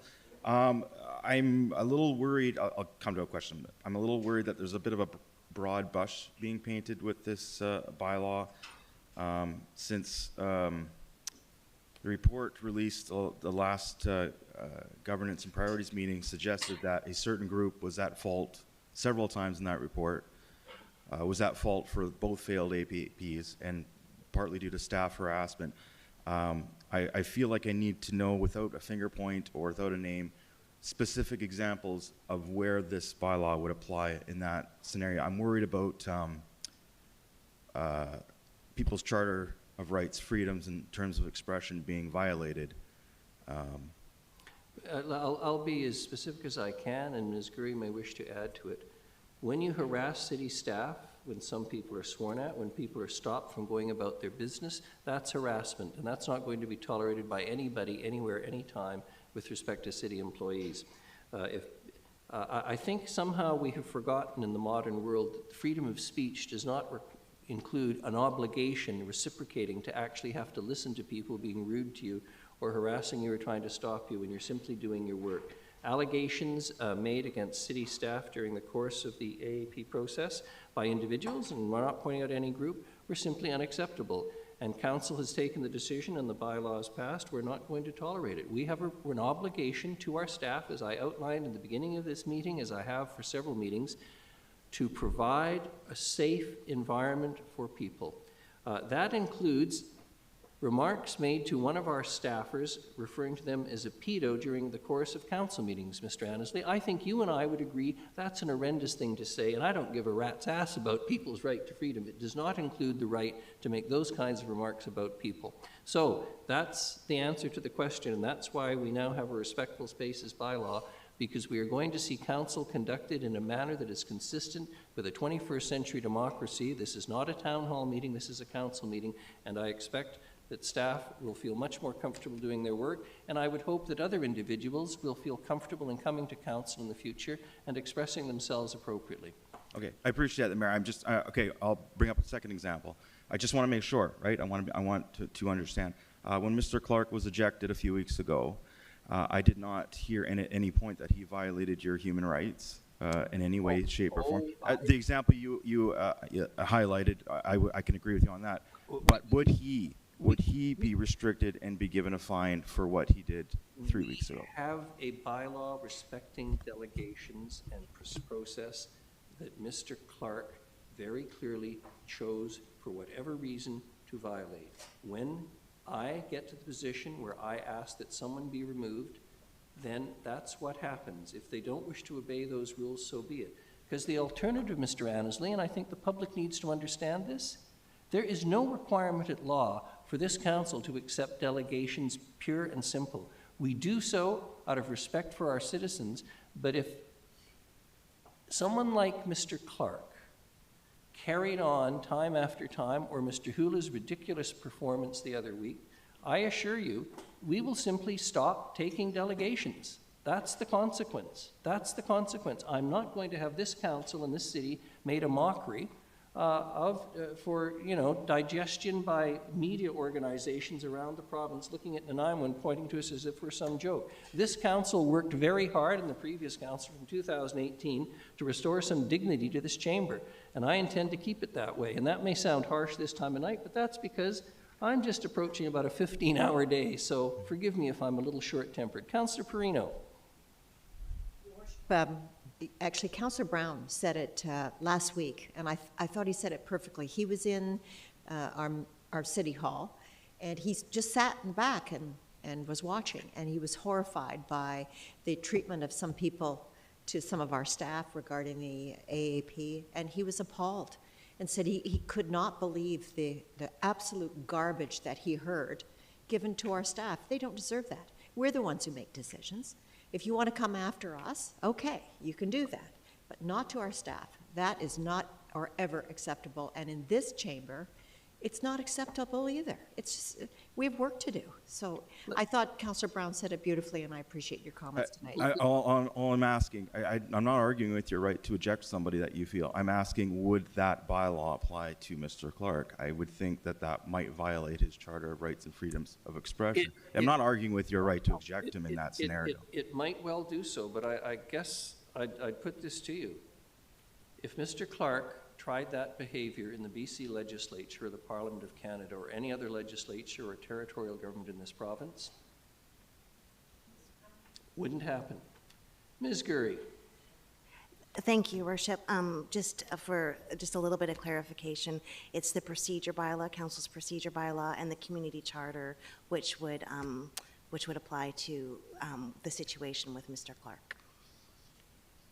And that is with Section 133 of the Community Charter and noted in Council's procedure bylaw, where if a delegation does not follow the rules under delegations, which is in the Council procedure bylaw, you have the right under Section 133 and the procedure bylaw to have them removed. Yeah, again, I'm not arguing that. I'm worried that he's going to be assessed a fine and be not allowed to attend for the temporary. That's all I'm aware. I'm not, you know, with the comment you mentioned earlier, that's a little different, but, you know, with him, that was just a little heated, right? That's all I'm making sure, right? Because I want to understand that's a specific group, that what kind of guidelines we're looking at moving forward, right?